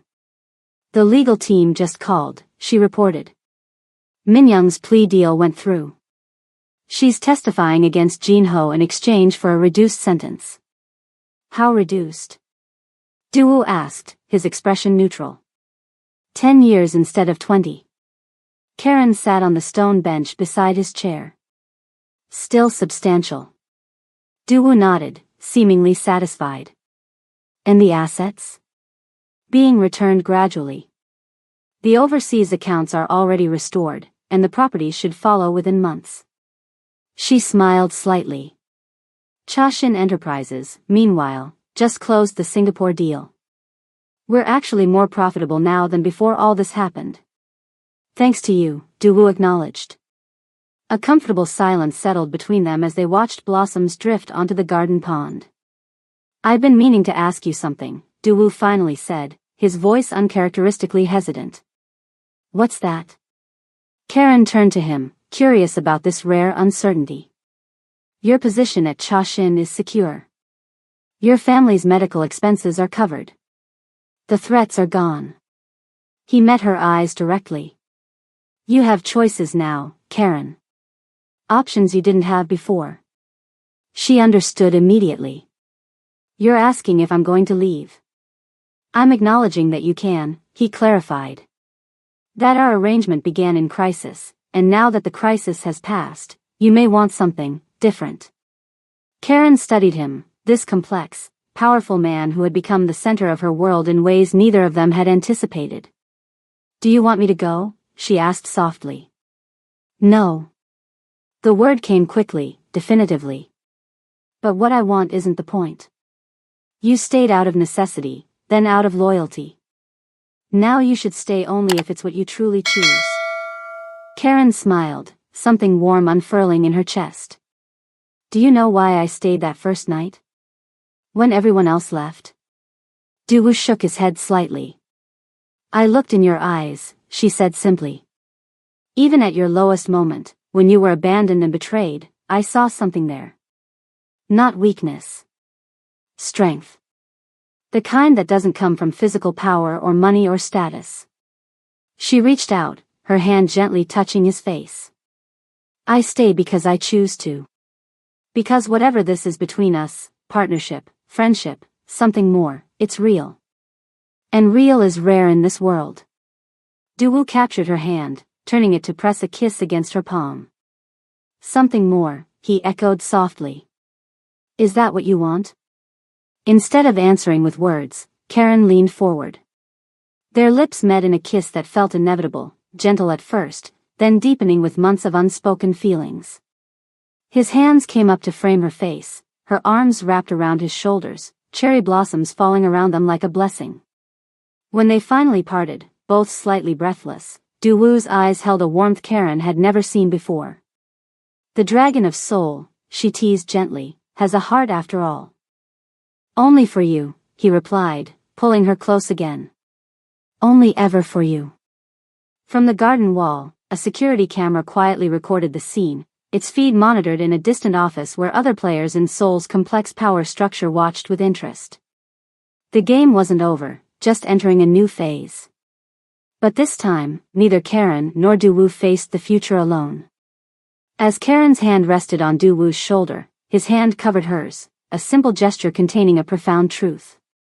The Dragon of Soul had found something more valuable than his empire, someone who saw his worth when the world turned away. And Karen Sinclair, who had once crossed the world seeking only a job, had found a home in the most unexpected place, beside a man who had lost everything except what mattered most, the capacity to love, and be loved in return.